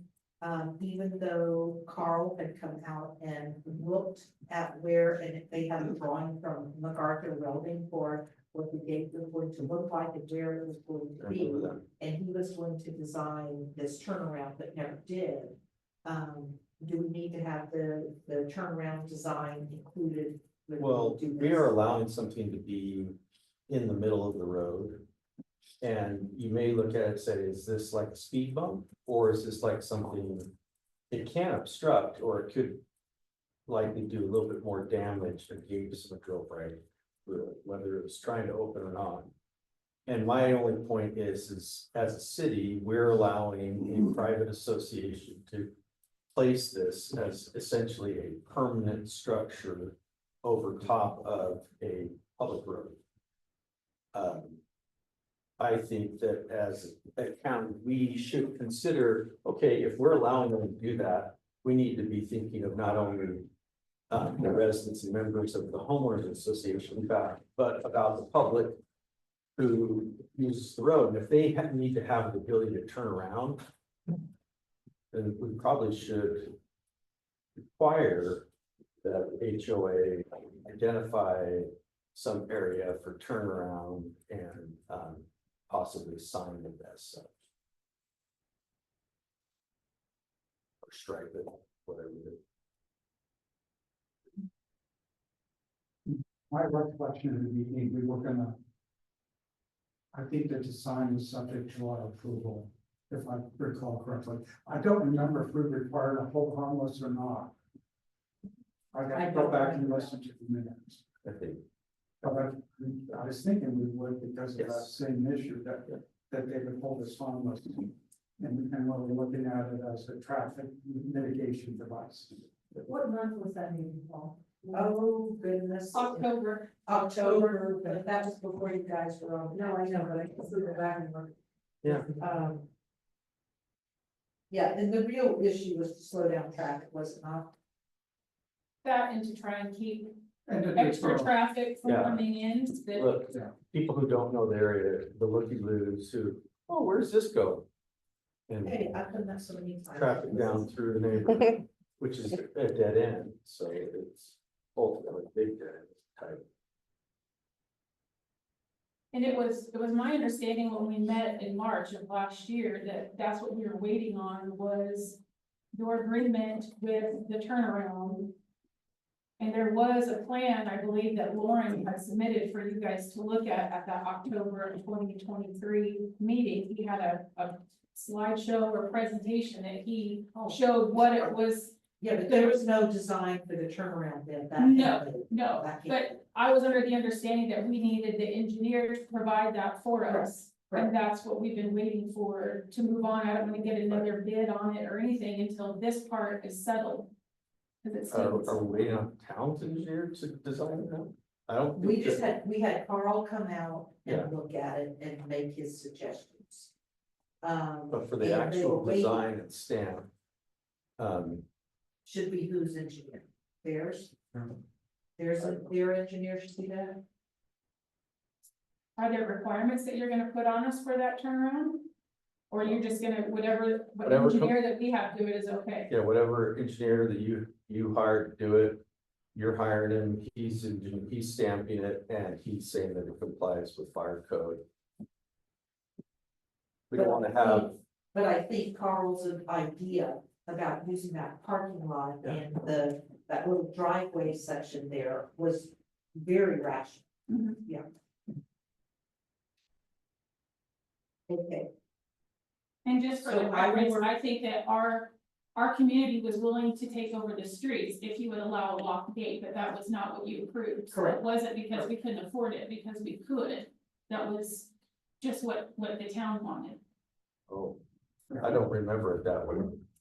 I don't remember either, but We did a cost study and we had enough reserves. oh, I saw Yeah. that, but there were some issues with that cost, as I recall. But I know I wasn't in favor of, okay. no, I wasn't in favor of turning it over to the HOA. HOA. Because there were other issues with respect to, I think, the water mains and the role. More than just the road. More than just that, okay, so. So your engineer will, what, He needs- so I will work You can on prepare- drafting this language and I'll. I'm happy to have look at it. review There needs to be an exhibit showing an approved Exhibit. site plan for the gate area, which includes the engineer showing where a turnaround or a way for a car that comes up to these gates, whether they know it or not, that it's gonna open and wants to turn around, we have the ability to do so in a safe manner. Okay. That's all, and it probably ought to identify that, if they're gonna stripe it and show the striping signage or whatever. What are you looking at, Crystal, The minutes, from way back when? October.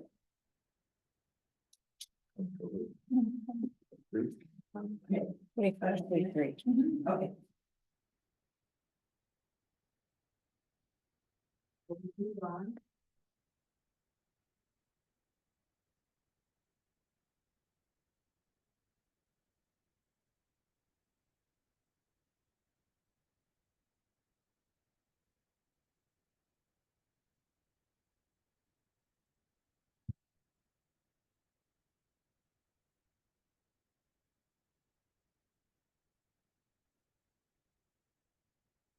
That change anything we talked No, about? no. Right. Okay, next item on the agenda has to do with the BMX track. And so I, was thinking about us applying for, well, first off, Monica and I have had a couple meetings out at the BMX track with the, couple that are running the track, and that is Michael and his wife, and they are sitting back there, they run the BMX track. And, there's a lot of work that needs to be done to improve the BMX track. It hasn't really had much, the town hasn't done much to improve it over the years. And the outdoor recreation grant cycle has started for the Utah Outdoor Recreation Grant Program. And it started February 1st and it ends March 17th. And I would like for us to apply for a grant from Outdoor Recreation. And I have gone to the Outdoor Recreation Grant Workshop back in January with the expectation of applying for something to do with one of the funds. And then while we were there, they indicated that the number one grant request that they get across the state is for BMX tracks. And I went, oh, the BMX track, of course, that's what we should do, is apply for money for the BMX track. So what I did is I asked a town resident named Trevor, who has a degree in economics, to prepare an economic analysis for us of whether or not we should invest the money in the BMX track. And so he did his analysis. This is Trevor, here, raise your hand, Trevor. And so what we have here for us all to look at is a combination of work that Trevor did, and then Shyla, our permit clerk, also helped with putting together a little bit of a slideshow for us to look at. So basically, what is requested to be done at the park is we need to bring electricity to the park. And we have gotten, one of the things that Trevor did is he also got costs for what it would cost to do what needs to be done. And it would cost $48,000 for Rocky Mountain Power is the one who told us it cost $48,000 to bring electricity to the BMX track. They need a new starting gate, which is $25,177. A new timing system, which is $10,000. And then they would need to change the lighting out there to dark sky lighting, which is, has been estimated to cost $15,000. Altogether,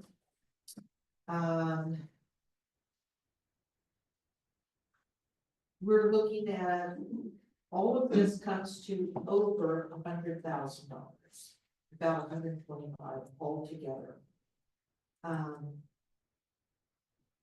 The Outdoor Recreation Grant Program has two different amounts that they would expect as contribution from the town of Virgin. And it would either be a 50% contribution or a 30% contribution. In either way, Trevor, if you know what, as I'm talking about this, if you want to throw in something you think I'm not explaining very well, feel free to just stop and tell me that you might have something you want to say, okay?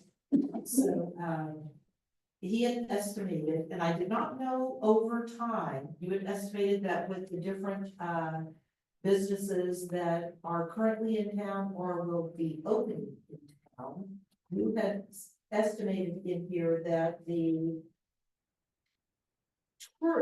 attendees could spend somewhere in the neighborhood of, if I have this right, $850,000, but I couldn't tell over what period of time. That would be per year. That'd be what? Per year. Per year. Yes. So, if they spent $850,000 in town, and you know what, can you turn to, oh, you don't have it, So you're talking hotels, restaurants, Yes. gas, all of that. And I would say that, What page do you want? What page we have? It doesn't matter, it's okay. I would say that that estimation is very conservative. I would almost describe it as like the worst case scenario, so it really only accounts for.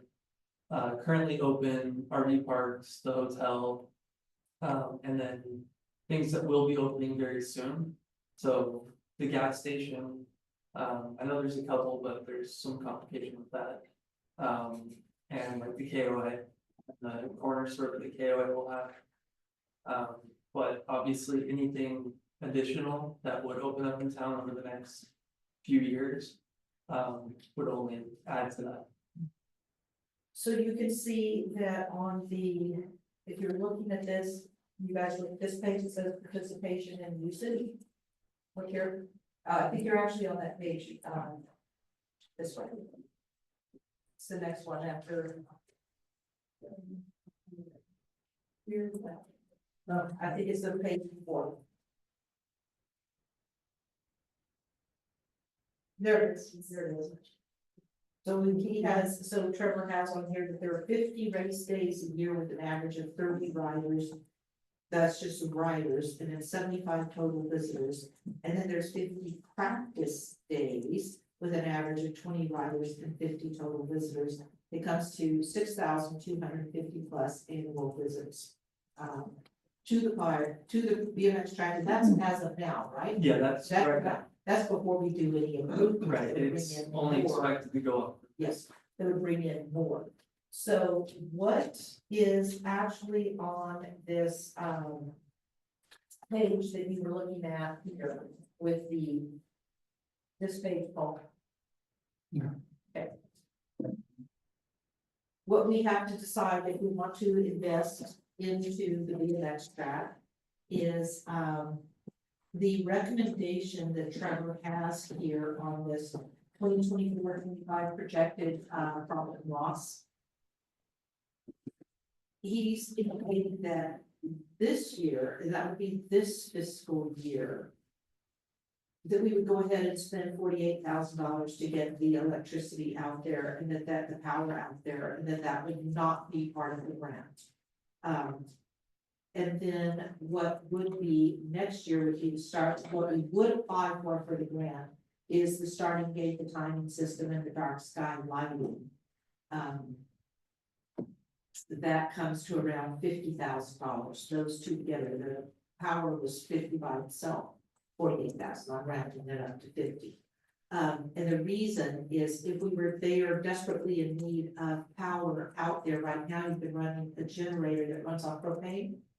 And you've been spending quite a bit of money on propane to get the generators going out there. If we were to spend $48,000 on that, that would not be a contribution to the grant. Because a grant, you can only spend your contribution after the grant has been awarded. You can't, any money you spend before you're awarded a grant cannot be counted toward as your contribution. That is just money you spent. So,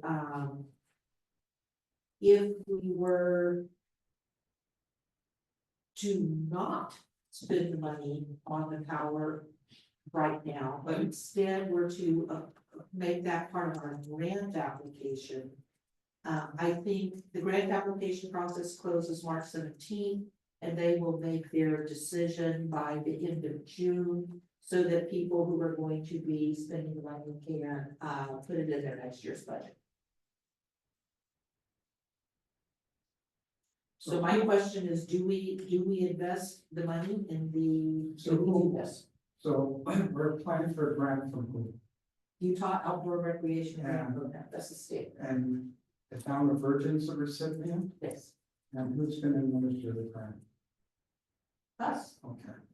just So- like we've got so many grants right now for various Yeah, other well, things. I wasn't sure, Yeah, that's just why I us. wanna make sure. What's the town feedback from you?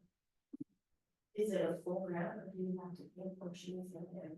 No, so we have to, they will decide whether or not they ask us for a 50 matching contribution. Yeah.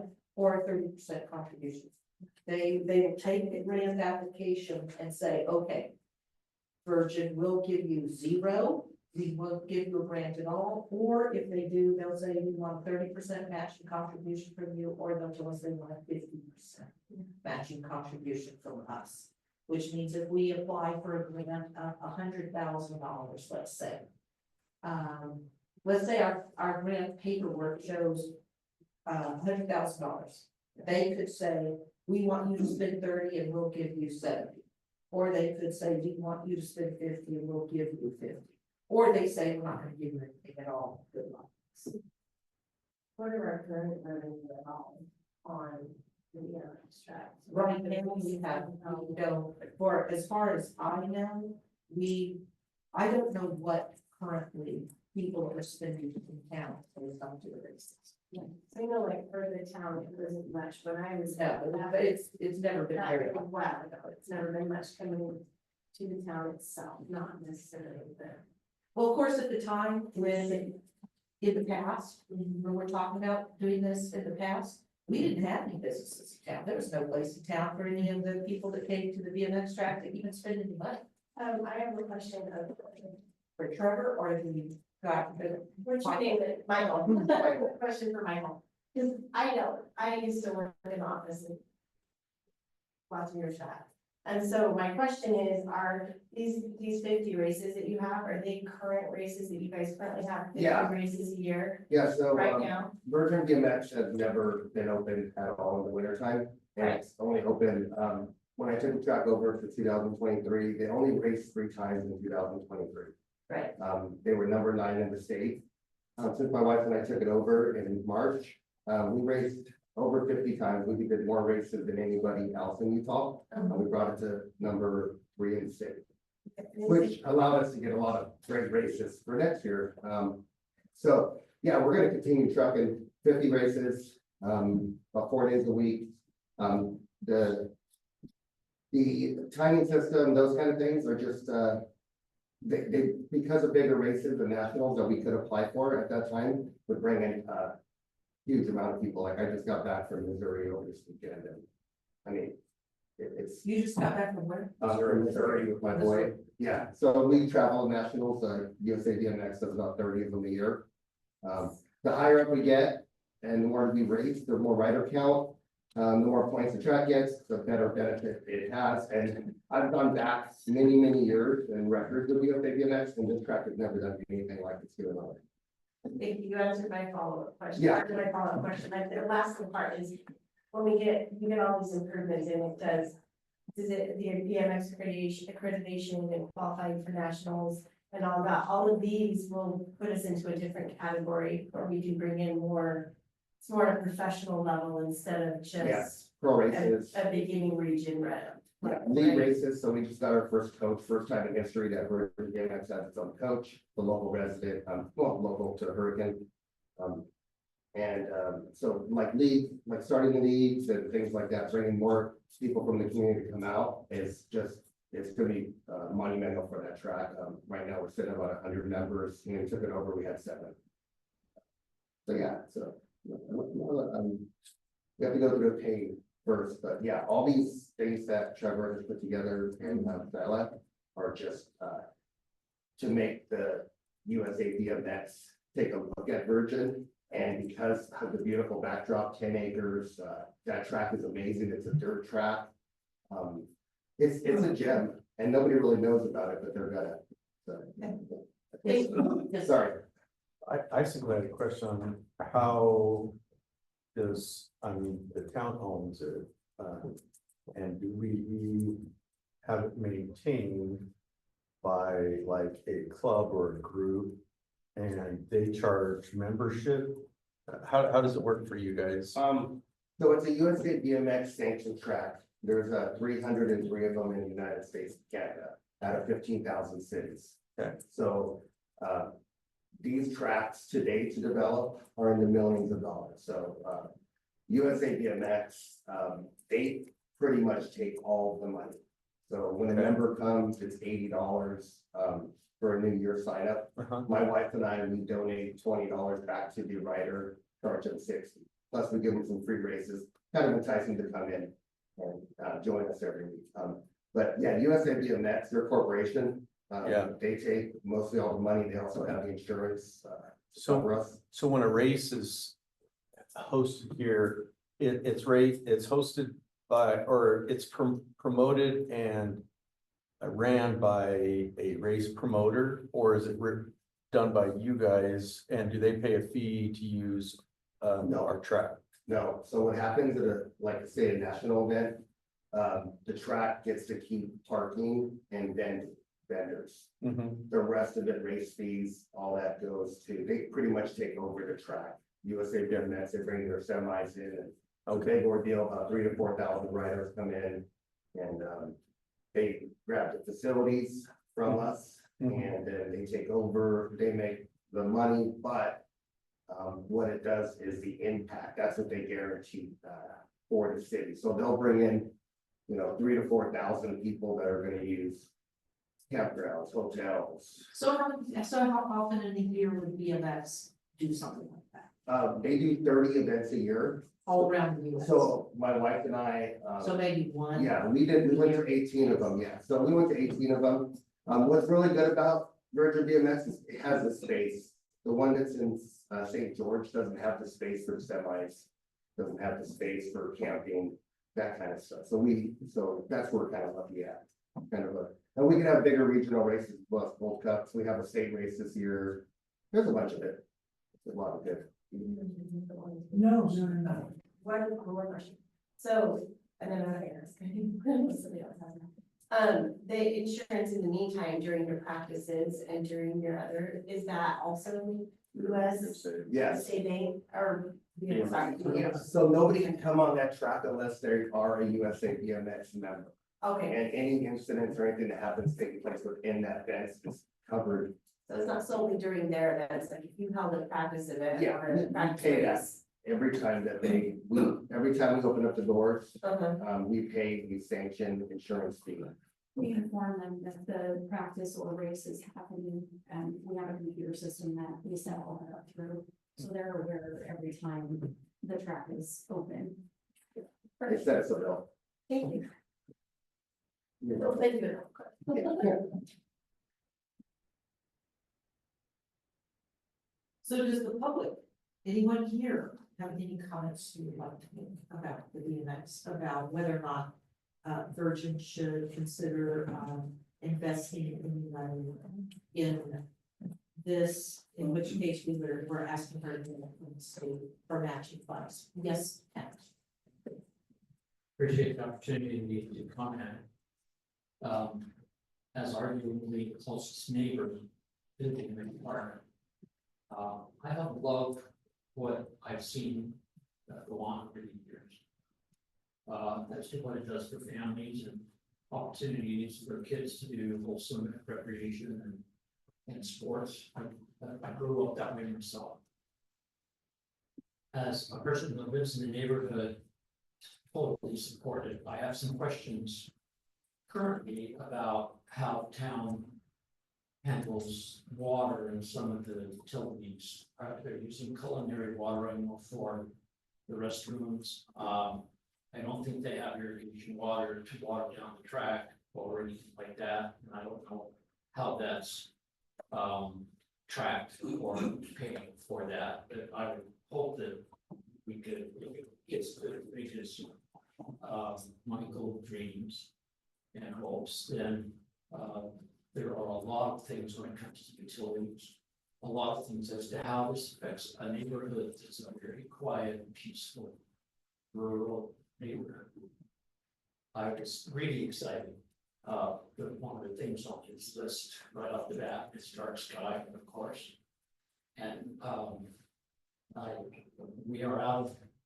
we're in compliance now because there was a resolution passed when they put up the last lighting that made it so that they didn't have to comply with the existing lighting ordinance. That will fall away if we pass a new lighting ordinance. And I'm really glad to hear that they're talking about be compliant to that ordinance. Because I think the city is the worst offender of our current lighting ordinance at that particular site. It's worse than any other site in town. Not many people notice it, unless you drive over there, but it's really bad. So I'm really excited to hear that. I'm concerned, also, electricity should be up there, but what about the neighborhood? What does it do and how is it going to affect noise, traffic on the Pocketville, traffic, dust and things like that? And so this is a really exciting thing and dramatic, but I think it requires significant planning and study and what the town wants. I'm not sure it's just, I lived right back onto a beautiful baseball quadplex in St. George. We loved it. Hearing the kids play, hearing the crack of another bat. The lights went off at 10 o'clock. Automatic. Can't stay and do it, they're off. At that park. And that's run by the city. To make sure that happens. And so there are things that really require lots of time for this. I appreciate being able to comment about it.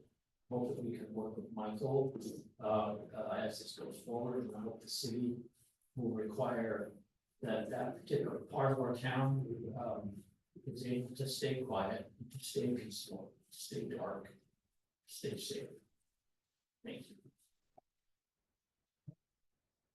I was going to make a comment earlier that, if we do this means we're revisiting the whole issue of closing Pocketville Road, which I actually had talked about, first time he came. We had a proposal to close Pocketville Road, but we hadn't moved forward with it, and, he was in favor of it. And everybody was cool on. So, just with that out there. So Julie, did you have anything, since you live over there too? Do you have anything that you want to say? If so, come up here. I hadn't really thought about it. This is all new. I found out an hour ago about it, kind of just where I came. But that's why you came, right? That's why, that's right. I do live right there. Okay. And the noise does, that's something that needs to be looked at and mitigated with. And I do agree with closing the Pocketville Road. That would be mayhem to have that open, especially the trailers, whatnot, so that's the issue.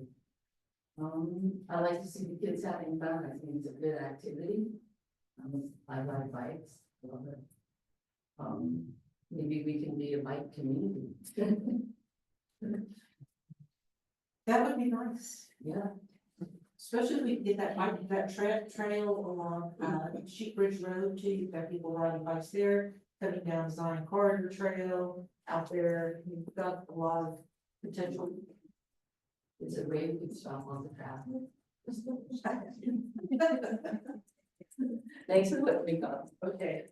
Anybody else in the audience have any comments that you would like to make about if Virgin should invest some money in the BMX track? No? Yes. Okay. My name's Eric, principal in Wally. Your friends I have an Airbnb here, and I like the idea of attracting families and cyclists. And mountain biking is, if you haven't noticed, is kind of the thing here. And creating an identity for a town and, you know, or a direction to display, you know.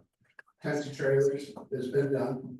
But I think it's a good idea, support the next thing that's happening. Yeah, I think it's a no-brainer, it's a no quantity if the economy's. You know, it makes sense to me also. I think it's worth promoting. Thank you. Thank you.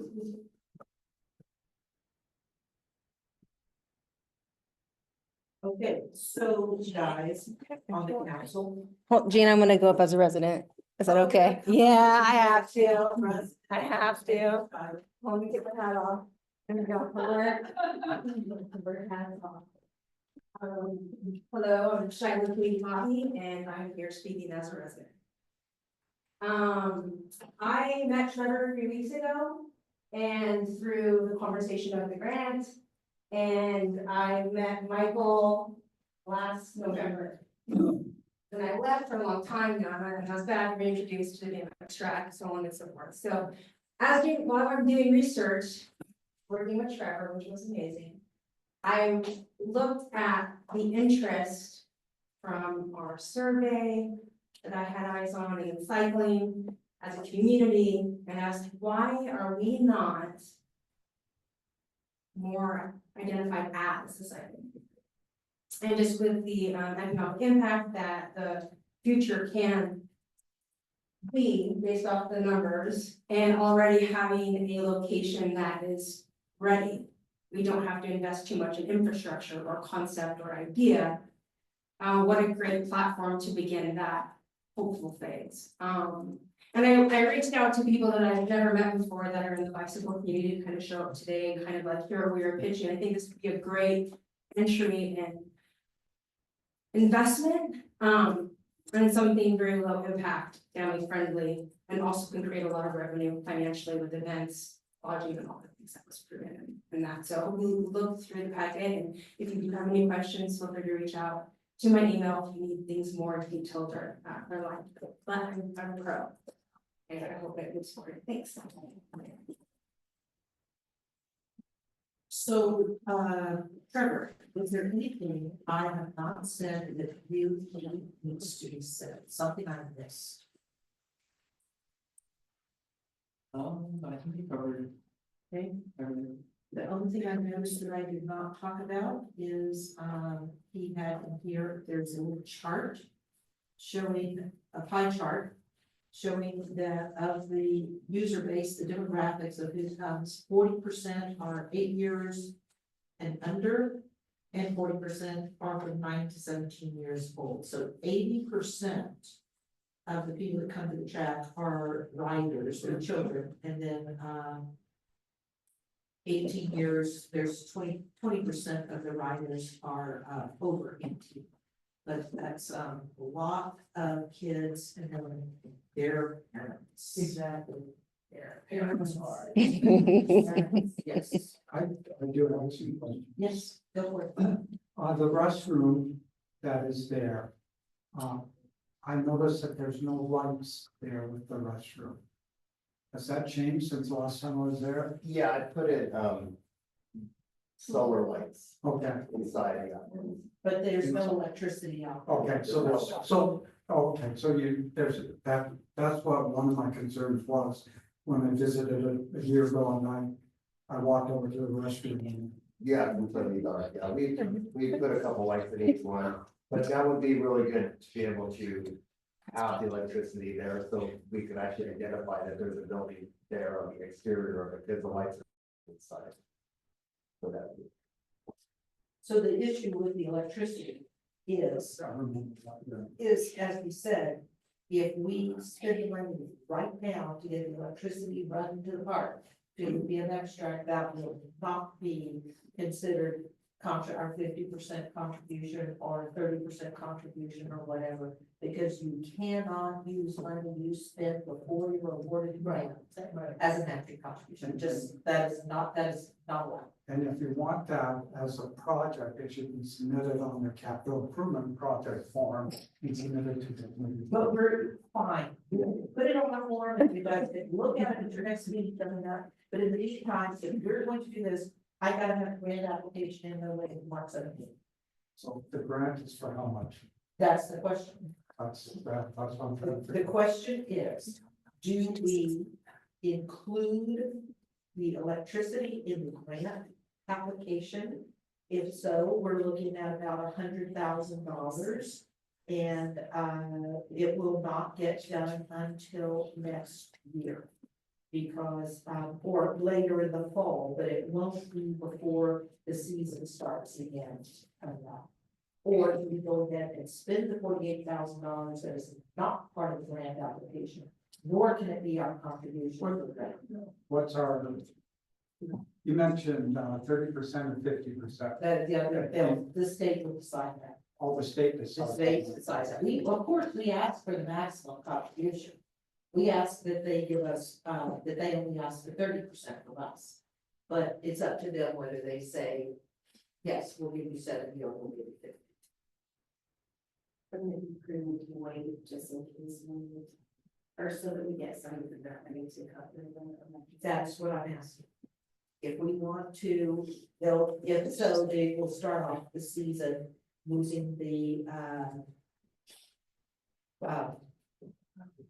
generator that they have out there right now, that they're buying lots of propane to run the generator. What? We didn't put this on the page, but there isn't too much of a price difference. Waiting a year and not waiting a year. I should have made a comparison. My issue waiting is that they're gonna have to start off. Right. the year with use of the Right. generator buying propane. Yeah. And that there's no electricity, yes. Yeah. Maybe Kingston resident, just speaking on a utility basis. If you wait, I've worked for a utility for 30 years. You're gonna get pushed off months, even if you gain your money, rent, your life. Most likely, it's gonna be December, January before you get on the schedule. Well, I know that we asked them in 2022 of what it would cost to bring electricity out there. They told us 35, and now 2 years later, it's 42. Have two more, a couple of questions, well, not two questions, a question to Julie and Kent.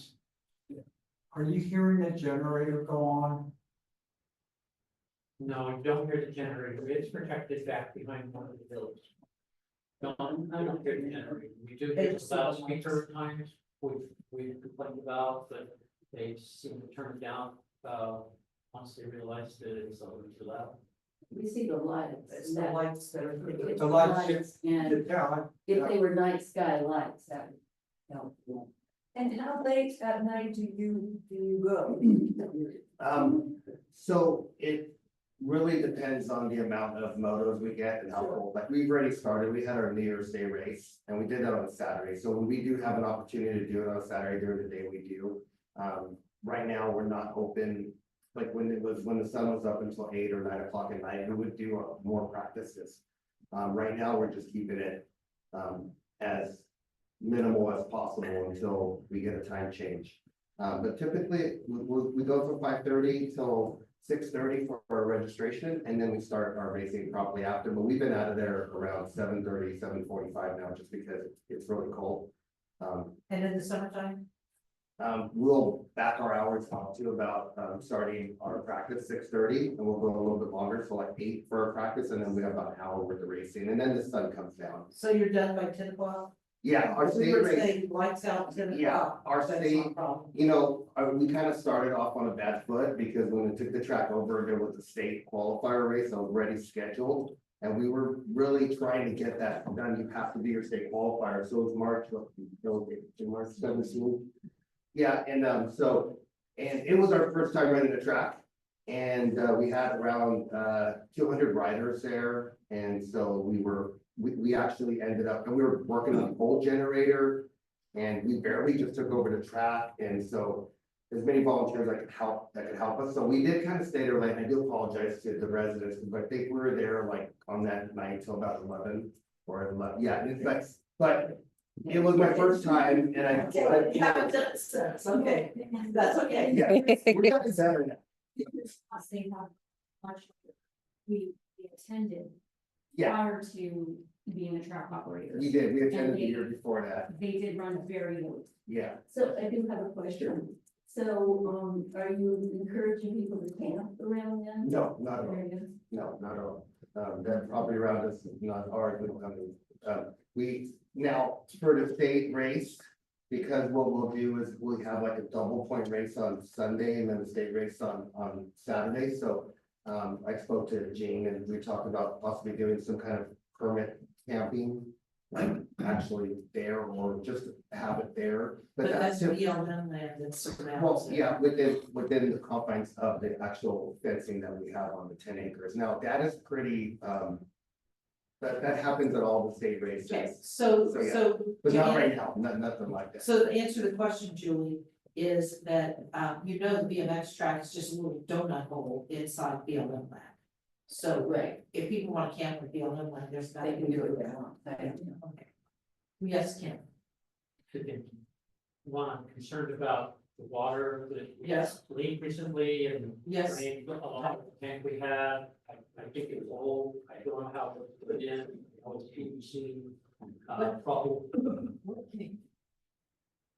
The water tank from the leak on 385 2 weeks ago that significantly drained our city water tank. Our water tank's not made out of PVC. No. We're talking about the The pipe, okay, I was like, what are you talking about? Okay. I talking about the Pipe. top, from the meter at the top of 385, which is our water. Yes. That we get and our water pressure. That goes from the BMX meter up to the restrooms and they use that for whatever they need water for up there. Yes. And it's been a long time since that was, I don't know how it was put in. The other point I want to make really quickly is the ideas that are being thrown around here today are potentially huge. And they're not the type of thing that I would think a town would want to jump into without significantly doing planning as to what they want this to be in the future. I understand the reasons, I understand what they want to do and what can happen. But does the town understand that? Is the town ready to do that? Is the town ready to jump in and say, that part of this town, we want to be a park, a recreation area? And how is that going to affect Sierra Bella and K&B and 385 and Pocketville and all the people that live around there? Is this the plan that the town wants? Good point. Oh, So, to go back to my question. I want to apply for a grant from the state. And the question is, do we put the, electricity, the $48,000 that Rocky Mountain Power says, and by the way, that is just Rocky Mountain Power running their lines. We have to dig the trench, we have to lay the conduit, we lay all of that. And then they're still gonna charge $48,000 to do what they're gonna do over the pole here, run their wire and connect over here. Did we get a dig switch? We did get it. Well. So, tell me one more time, please, Jim. We cannot spend money. Before we're awarded the. Okay, the awarded, right? And we will not know. It will be, right, it will be considered. And we will not know until sometime in June, whether or not we are going to get this. Right. But it sounds like the longer we wait, the longer it's put off. So even next year might not be a realistic. So when I'm looking at, guys, so when I'm looking at the amount of money. The starting date, the timing system and the dark sky lighting come to approximately $50,000. And if we were to add the power into that, we're talking right at $100,000. And that would be our grant application to the state. And then they would tell us whether or not they want us to, they will give us 70% or 50% for that total figure. If we go ahead and spend the $48,000, that is not our contribution. And then the grant application is for $50,000 and we still would have to pay either 30 or 50%. But it puts us on another year potentially, then we the next year's date. Well, if they would give us the money, they would give us the money fairly quickly. But I'm talking in the time frame of, them being the dollar. Oh, yes. Because we go to the dollar, and Jim's correct, it does, I think it's pushed back. So as far as money wise, it's better to wait, however, Right. time frame, it is not prudent to wait. Because we're gonna end up. So we need to figure this out. So we need to make a decision, right? What are we gonna do? Is there any strings attached to this grant? Not that I'm aware of. I applied. Do you have to spend it in a certain time? Oh, I'm sure we will. Do I we know have what that to time check. frame is? I'm sure it's gonna be fiscal year. With you applying for it, do we have to 100% accept it, refund streams or? No. No, we are not satisfaction, so there's no harm in actually having to go apply. There is no harm in applying for it.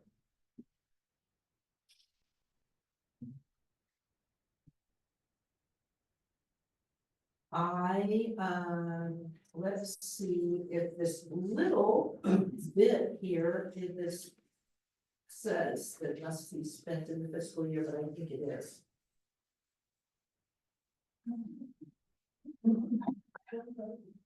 Can I make another comment? The more I think about this, when I think about all the people coming, like, can't be saying, do we have the infrastructure for all of that? Do we have the water? Do we have? There are different ways you can use the water, so, and while I'm researching and thinking about utilities, there could be ways that we work with Michael and use non-culinary water to water down the track and use it only for things like restroom, drinking water, hand wash stations, and making that space kind of like event centric, meaning like a lot of events that you have to do on BLM, LAM, or anything, you have to bring your utilities. But we're trying to prepare them with power so they can bring in the impact of economic growth. But we can talk about water and bring water trucks up and prep it that way. And also talk to the BLM about being able to trench our irrigation shares. That could be a conversation. There are other options. It's not black and white, it's very gray. So when it comes to non-culinary water, there are other ways so we can protect our culinary and our drinking water. It's very easy to put the plan together to fit the town's needs for utility. But without investing in the power, and we talked about 2 years ago, it was $32,000 quote. When Rustin quoted it in the email, 48,000, that was on his high end. And he shared with me that he's sharing the high end. So that way we can negotiate. So these are all very beginning conversations about utilities, but with that could be a conversation we talk about when we move forward with utility, because that is water is, it's a. Like tonight, I didn't water the track. Like we were open, I instructed on water the track. We have been, ever since we found out about the culinary water, I've been very, like, I haven't been using it. And that's why we're not open as many days as we were before. And how many events was it this weekend? No, not at all. No, the national events are something that we have to apply. Like I said, it's 300 tracks in the United States, and we would apply for those. So when they do come into town, it may be the big huge event, maybe once a year, or maybe once every 2 years. The smaller events. Now, what's going to bring the riders from other areas to come for the weekend? Like we get the timing system is better gate, and we do have power. So there would be a lot of weekends. Well, no, not at all. Like Whitney Mesa in Las Vegas is the biggest track on the West Coast. And any given weekend, they see about 40 motos, 30 motos. And that's pretty, that's a lot. We last week we had 15 motos. So each moto, so every each individual class. But pretty much. Okay. Sorry. The big That's like we're getting way off. I tell her she's still.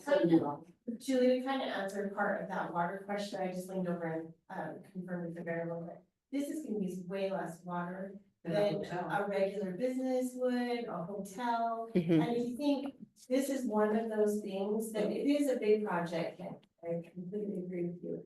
But it is also one that we are looking forward in our general plan. It's going away from it's not so much the hotels, it's not so much the tourism, it's more bringing our family and residents involved in this. It's more of our general plan direction, I feel like.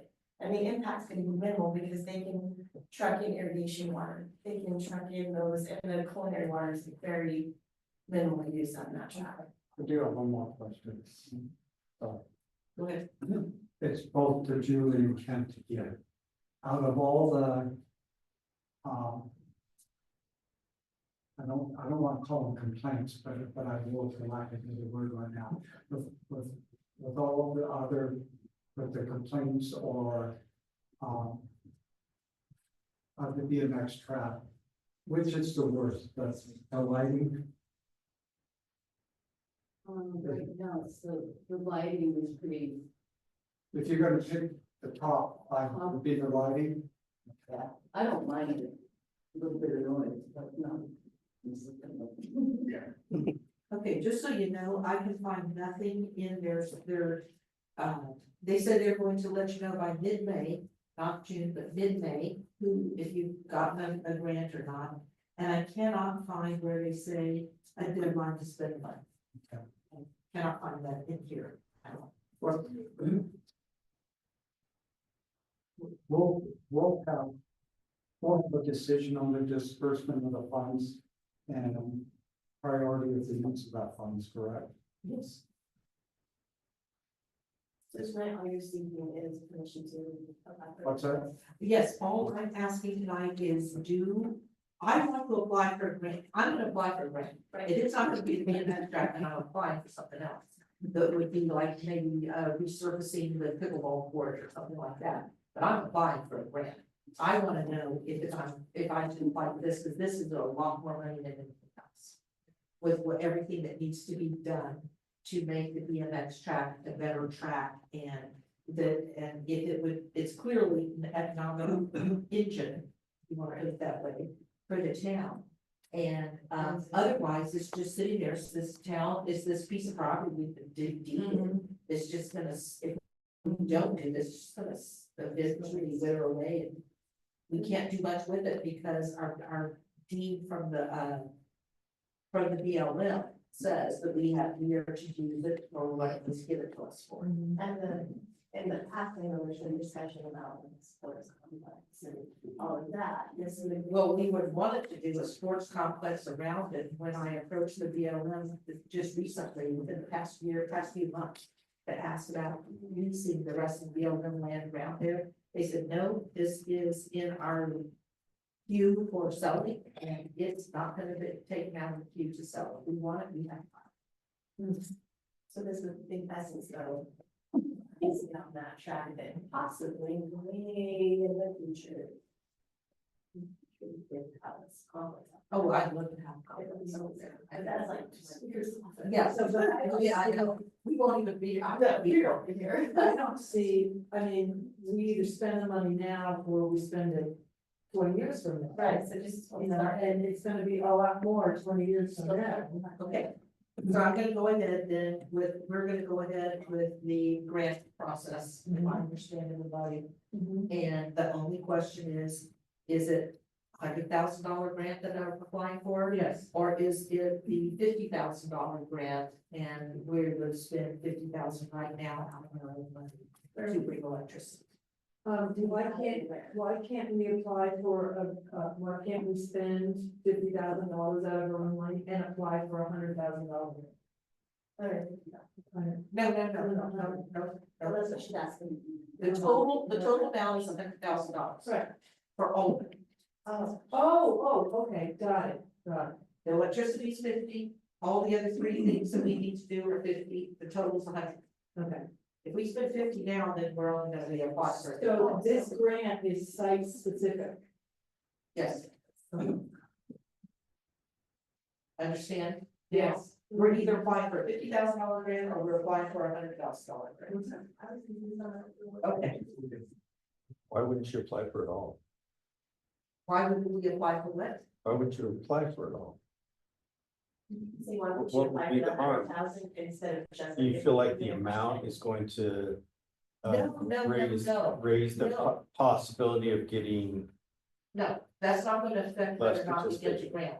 It's, do we want to bring electricity so these guys can have electricity when they start in, at their season? Because otherwise they're using a generator and bringing out propane to run the generator. It's just the timing. It's just the timing of the electricity. If we wanted to go ahead, I mean, for all I know. We may not, it may be that Rocky Mountain Power will say, we can't get out there until October, in which case, we apply for grant. So apply for it, Okay. all of it. Thank you, guys. Thank you. That's what I need to hear. What I wanted to know. Okay, Yeah, 400. 400. Yeah, Okay. motion for. Not necessarily. I don't necessarily need a motion or anything. I just wanted to do a grant and I wanted to get from you guys what you wanted us to do. But if you feel a motion is necessary, go ahead. Here's, I'd like to express a couple of things. I didn't have a chance, you know, we just got this today, so I didn't have a chance to look at this in the detail that I would like, which concerns me because we're getting money, but we're also spending money. Correct. And I don't like to rush any decision on Okay. finances, but let me finish. I don't want to turn down the opportunity for the money, especially if it's gonna remedy the light situation that seems to be the biggest complaint of the neighbors in that area. So I would say we need to do is go ahead and apply for the grant, but we also need to take in their concerns and start thinking about what they raised about the future of that area.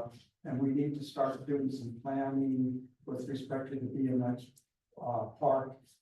So yes, go ahead and apply for the 100,000, especially if it gets the lighting taken care of. Okay. And so I'd be all right with that. But let's come back and have another discussion about what we want for the future of that BMX park. That again, I'm bringing back, hopefully in March, RFP for a poster cross plan, and I'll just include the BMX park as part of that RFP, so we can get, so that they become part of that process. So maybe that's the best way to address their concerns, is to do a cross plan. Okay, because remember, one of the things that Misty verified was that even if they give us the grant, we don't have to take it. All right, so we will be moving forward, Trevor, with the full grant application for the full 100,000. Okay. Trevor's gonna fill out our grant. Thank you, Trevor. That was a lot of work, all of you. But I assume that we'll have to take a vote at that time, because we'll be spending money now. Yeah, we'll see if we get the grant and then, because if we get the grant, then we have to put the money in the budget. Well, we put the money in the budget. We have to grant the budget. So, okay, so Trevor. Well, Study on it, just so 2 cents. No, sell it. Sell it already. Yeah. Okay. Next thing, next item on the agenda, it just says development agreement with zone change. Now, what happened last month? When we voted, this was, ordinance. It's really here, that is useless. No, we. The ordinance for the zone. Taking in the commercial was already intended in the last month. And it was And approved, we approved it. subject to a development agreement. But what happened was when I was getting ready to sign.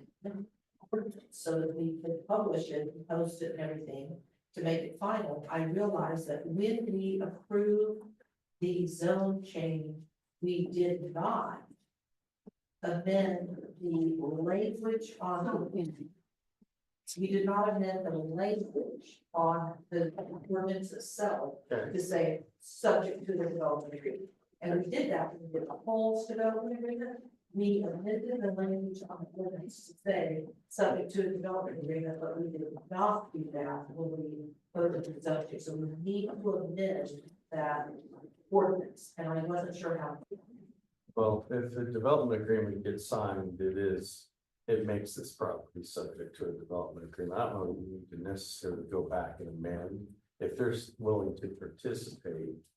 And they have proposed, my understanding is their council drafted the first run at drafting this proposed development agreement. We reviewed it and had some back and forth with their council today, and I provided, unfortunately, A red line. a red line. We got confirmation that proposed changes that we had suggested were acceptable. to the zone change applicant. So it's a very simple development agreement. It's something that I guess you can call it development agreement, but it's an agreement with regards to zoning. And what we wanted to make sure there was included is we normally require in any sort of development agreement a couple of key provisions that says that, one, we don't waive our governmental immunity by entering into this agreement. Parties agree that they can't seek monetary damages against the town on account of any sort of breach of this agreement. They can seek an equitable remedy of an injunction or some sort of like writ of mandamus, telling the court order telling the town what we have to do. And that's in my red lines, H and I. And then we normally also require that, just the way these normally get signed, that there be a counterpart signature provision in it. I went through and I actually fleshed out the language or the exhibits which had been drafted. We've got those in there. If you remember, what we were doing was we wanted the applicant to agree by a written document that gets recorded against their property, that notwithstanding the fact that our ordinances may allow certain uses as conditional uses, that they agree contractually not to have those uses on their property. And when this agreement gets signed and recorded against their property, that's the way that it is. That is a covenant that runs with the land. It's enforceable not only against the current owner, but future owners. And it's the best way to do this, where we are kind of on a site-specific basis, carving out some exceptions to what is generally allowed in a zone. And we're saying, okay, yes, except for this, this, and this. You can see clearly that we're the key fundamental provision is, let's scroll back up. Number 2. Says that we agree that the 2 sections of Lulu in chapter 40, which is our commercial zone, 4.8, 40.08 and 40.10 are and we put them in there, they are amended so that the following uses cannot occur. Let's see. Hotel, motel, automobile service station, and food trucks. So even though that's allowed under one of those 2 sections of our commercial zone, they've agreed that it is prohibited on their property. Now, here's the question, and I like that there's also an agreement that there's noise restrictions and things like that. There was, the way it was drafted, and I think it was drafted right by the applicant's counsel, that there was to be some sort of an exhibit that indicates what noise restrictions they would need to light restrictions they would need to comply with. And I wasn't at the meeting, so I don't know. And so if you'll look, I plugged in a placeholder for this exhibit E, and I put need, because I don't know what these additional light restrictions are. They already have to comply with our dark sky. I was gonna say, what, For any development. I don't remember us having that restrictions, did we? No, they haven't defined those out. We haven't, this is the first chance we've had to look at. My question to you, Keith, is we have our current lighting ordinance, and we're going to be considering a new lighting ordinance that complies with dark sky. And if we later on create a separate ordinance that deals with noise, which is going to govern what's in this agreement or what our new ordinances will be.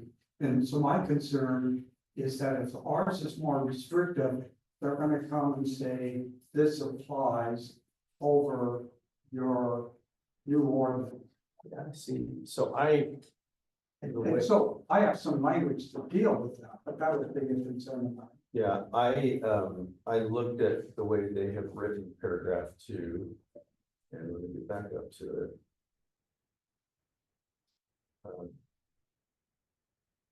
Additionally, the property is subject to light restrictions as attached as Exhibit E.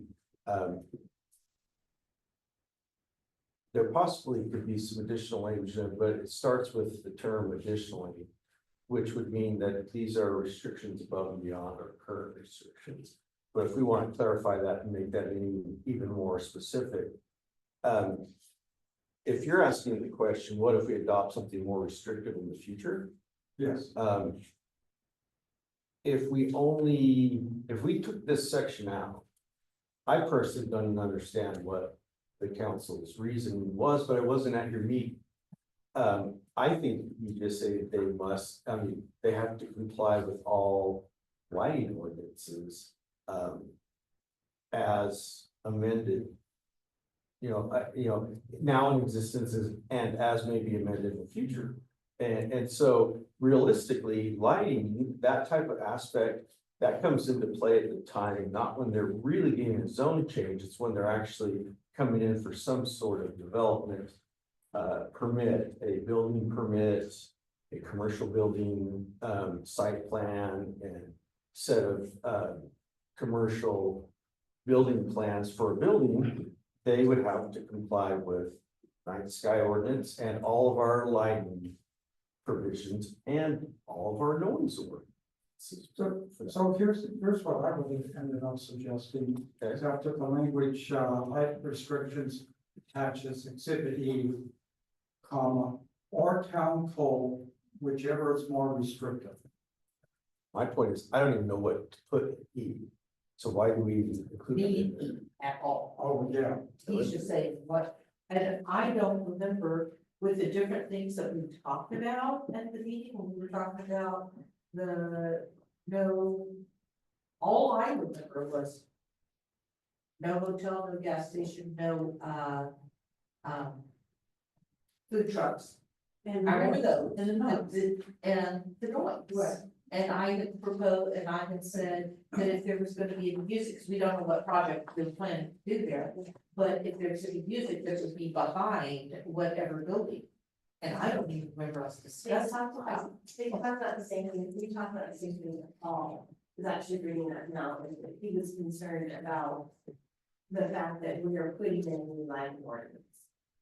And I wonder if that has to do with. Well, It was mentioned in planning and zoning, they're the ones that talked about the lighting, that's what they suggested to you guys moving forward was. That they comply with dark sky, and that's what they suggested to you guys moving forward when they wanted the zone change in the development agreement. A zone change in my. That's not really necessarily the place that you would put some sort of conditions or restrictions. Okay, We've got our own ordinances and we're lighting and things, and lighting compliance comes into place when there's an actual, building permit. A development application, not a use, because the zone changes just says we can now do these uses in this zone. And we have to comply with some basic lot size requirements, setback requirements, but other than that, and so. I kind of questioned, but I wasn't at the meeting. And so I didn't know why the council felt that there was need, but. If we can't think of specifically what we wanted to have in Exhibit E, and I even asked the applicant's legal counsel, and his email to me was.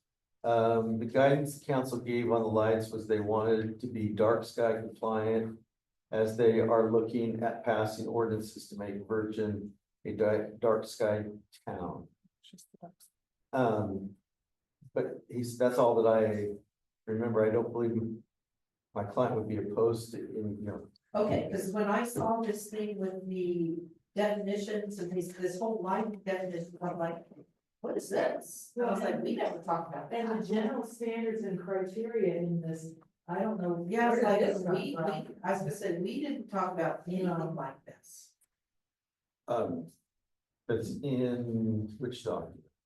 Well, it's in the, Not the one that I. not your red line document, no, it's after the definitions. Okay. So what Crystal has in our packet is the previous, not the red line version, the previous development agreement. Yes.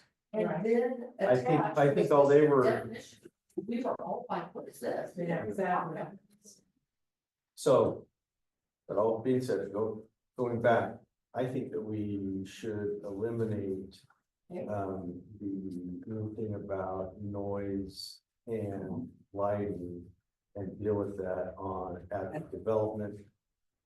Timing, not at zone change timing. All the rest of it is completely reasonable. Okay. And the proper forum and venue for limiting uses, because this is a zone change.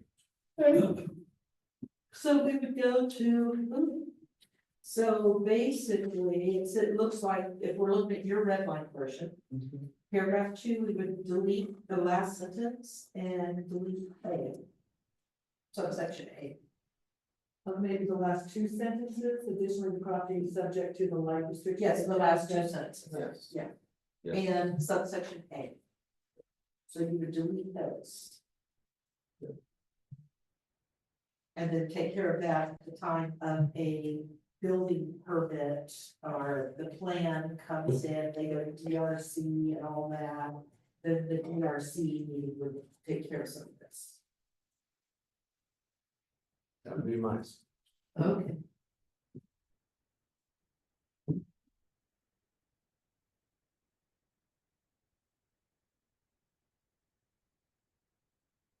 Because by the time they do that, we will have a lighting ordinance in place. By the time she becomes a building permit, we'll have our lighting ordinance in By the place. time she gets to development, there will be a noise. And it's noise ordinance too. Do you wanna check with your council on?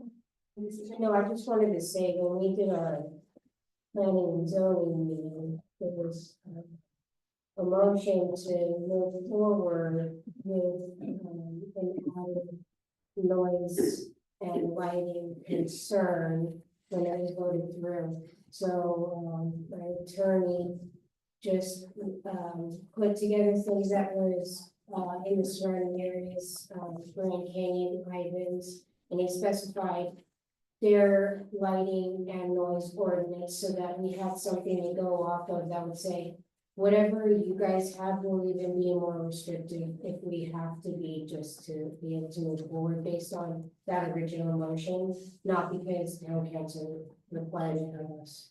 Yeah, and I think what you're hearing from the council is that they don't want you necessarily to be more restricted as to noise and light. They want you to comply with what ordinances are that are coming down by. And I think the way that we do it is we eliminate it and don't address it in this agreement. We make those changes and they have to, you know, everyone recognize that at the time you apply to actually do something on the property, like a building permit, a commercial site plan, you have to comply with the then current ordinances. And by the time that likely happens, you just need to recognize that there will be a noise ordinance, there will be some revisions to our lighting. Just to throw a monkey into the regulatory. Oh, come on. But 8:54, you got a 6-minute monkey. But what the restrictions are can always be changed by town council, so providing restrictions here protects the neighborhood. And so you do the most restricted, so if the later council comes in and changes the lighting ordinance, they still have to comply with what they put here. That would be the only caveat about this, keeping it in compliance with the law. I know this is gonna pass. I ended up voting no on the zone change. I'm gonna end up voting no on this. So that's the thing that citizens were concerned about that neighborhood. And that's why you went with the noise restriction and the lighting restrictions. And what I agree with Keith, the problem is that can be changed by later council. But that's That's the part of beauty. living in the community. Yeah, that's the beauty of living in a democratic society and elections and sentiments and One way of putting it. sentiments and preferences can change election to election. Which he's trying to make it. He so wants that to in handcuff- future election- He Yeah, wants to they're handcuff future Yes, administration. yes. That was, yeah, And I get it. that may have been in consideration for the zone I think change. that's I fine. voted against it, so. That's not my consideration, it's what you guys' consideration is. I think that is what we want. We were talking about these at the. But I also feel like if we specifically make those changes in the development agreement and make stricter than what the ordinance is, that's putting an undue burden on property. We might as well just put it in the ordinance and make everything stricter until it changes. And it looks like though that it does look like our lighting ordinance is heading in the dark side direction. Oh, that's. And even new council is not going to want to remove something that. That is one thing that I find, I sit in front of a lot of councils and planning commissions. One thing that every kind of point of view, whether it's pro-growth or no growth or smart growth, whatever, in smaller municipalities, one thing everyone can agree upon is dark sky. I don't think that's gonna be real. I think we're safe there, honestly, I really don't. Well, and again, Michelle does business in Springfield. I was gonna say, I was about to say that very high. And that was it, that was the last guy, guy. she's already agreed on it, and she's used in the noise ordinance up there as well. So you know what's there, so I think we're great just removing it like we just talked about and moving forward. I agree. Okay, so that means that we need to run the changes we talked about, we need to run it by her attorney. Oh, And then, no, I think that he was only including that to try to pacify. Right, but I still. Council's concern. Yes, but I You still. can make the changes tonight. Yeah, I'm not worried at all Okay. that her council would say no. Yeah, I think because- she would like to have this. I think Michelle said that when I asked her the question about showing this to your attorney. Well, she's more willing to say, yes, I want to comply with what everyone else has to comply with, not something more restrictive. And that's what we're doing by not trying to guess or think how to make it more restrictive or address possible community concerns. We're gonna be dealing with objective standards that apply across the board. Equal application. Okay. All right, so you're saying that we can go ahead and approve this development agreement? Yes, I got confirmation from our council, they were fine with the changes that we made. I would say motion would be to approve the development agreement as redlined. With the change that the last two sentences of paragraph 2 are eliminated. And And section A. Regarding the noise level. Yes. 2A. Yes. So I motion to approve the development agreement as stated by the. In the red line. In the red line version, removing in section 2 of the agreement, removing the last sentence, the last two sentences saying additionally, ending with follows, as follows. And subsection A, noise levels, ending with noise. I'll second. Okay, Paul, No. Jean, yes, Misty, Yes. Valerie. Yes. I will also ask that if Michelle has to come before this board again, that we put her on the beginning of the agenda. Yes, it's all over this. We should have done that at the beginning. I was just saying, oh, the next it's so like now. We should have already popcorn, sorry. Okay, so the last item on the agenda, and I just realized I did not put on here for us to talk at all about the town manager. I realized I did not have that on here, and I made a minute about that. Excuse me, who's there? You're not with me now. Well, we did talk about, I want to talk a little bit about the town manager before I go on to this. The town manager, the last time we talked, we were at the point where we were going to work on a job description, right? Somebody was, yeah. Yeah, somebody was. You have HR, the HR. And I talked to our HR guy and he had said that he would, help with the job description and all these different things, but I just did not put it on the agenda and I realized at this point that I did not put that on here at all. And I just want you guys aware that I realized it wasn't on here and I have to drop it. So, Well, and so, made notes and, was that an email or was that on SharePoint? I was on SharePoint. SharePoint, yeah. So we're gonna have to talk on have something for us. Okay, so and then he's just gonna look at our ordinance that we passed to make sure that you don't have any changes that you would. Because that was in the January meeting, so if you look at the January SharePoint, you'll see the You ordinance. guys had it in here, you had a copy of it in. Yeah, sometimes you can email with it too. Oh, we did, okay. Yeah, he does.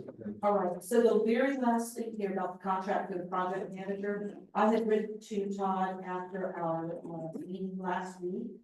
And asked him if he had a. Goodness.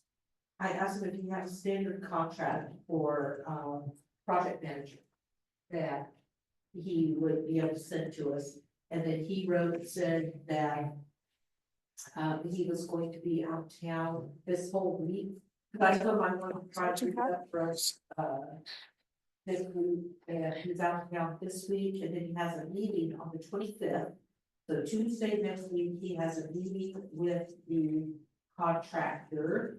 And then after that, he wanted to talk to us about whatever contract we're going to sign with it. 'Cause he talked to us at the local building authority meeting about the cost plus contract. He wanted to be able to come to us with his contract and the contract for the contractor. So there's gonna be a cost plus With a guaranteed maximum. guaranteed maximum price. I think there was something with MP, G. So,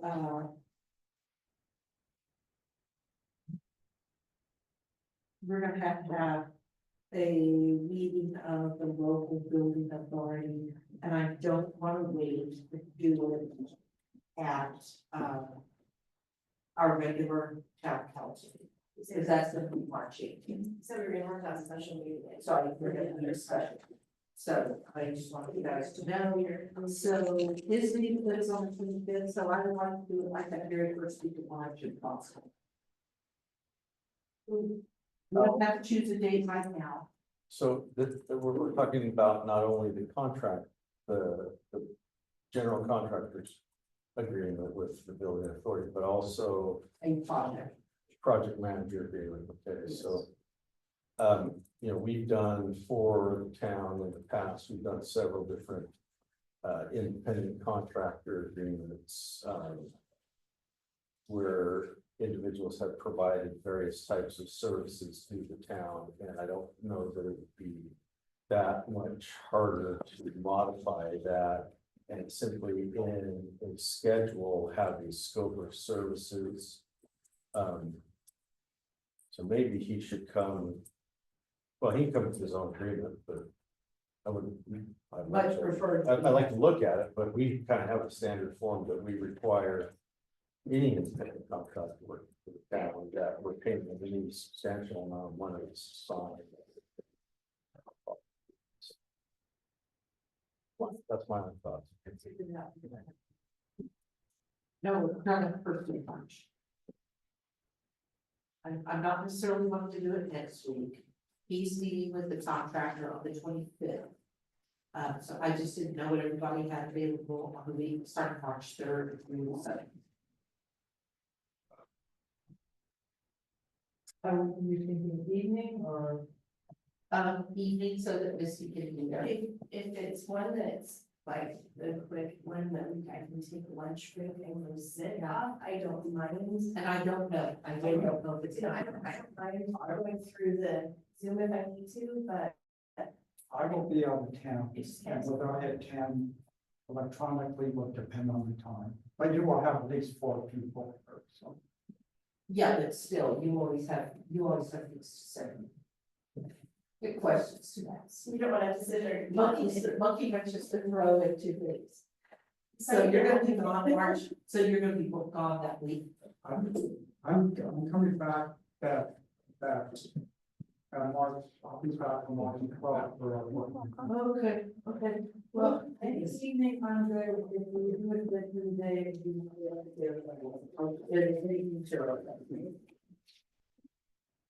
I would just set it with everybody else and make that. Okay, all right, I'll figure out, I'll talk to everybody that we're gonna. Oh, is it?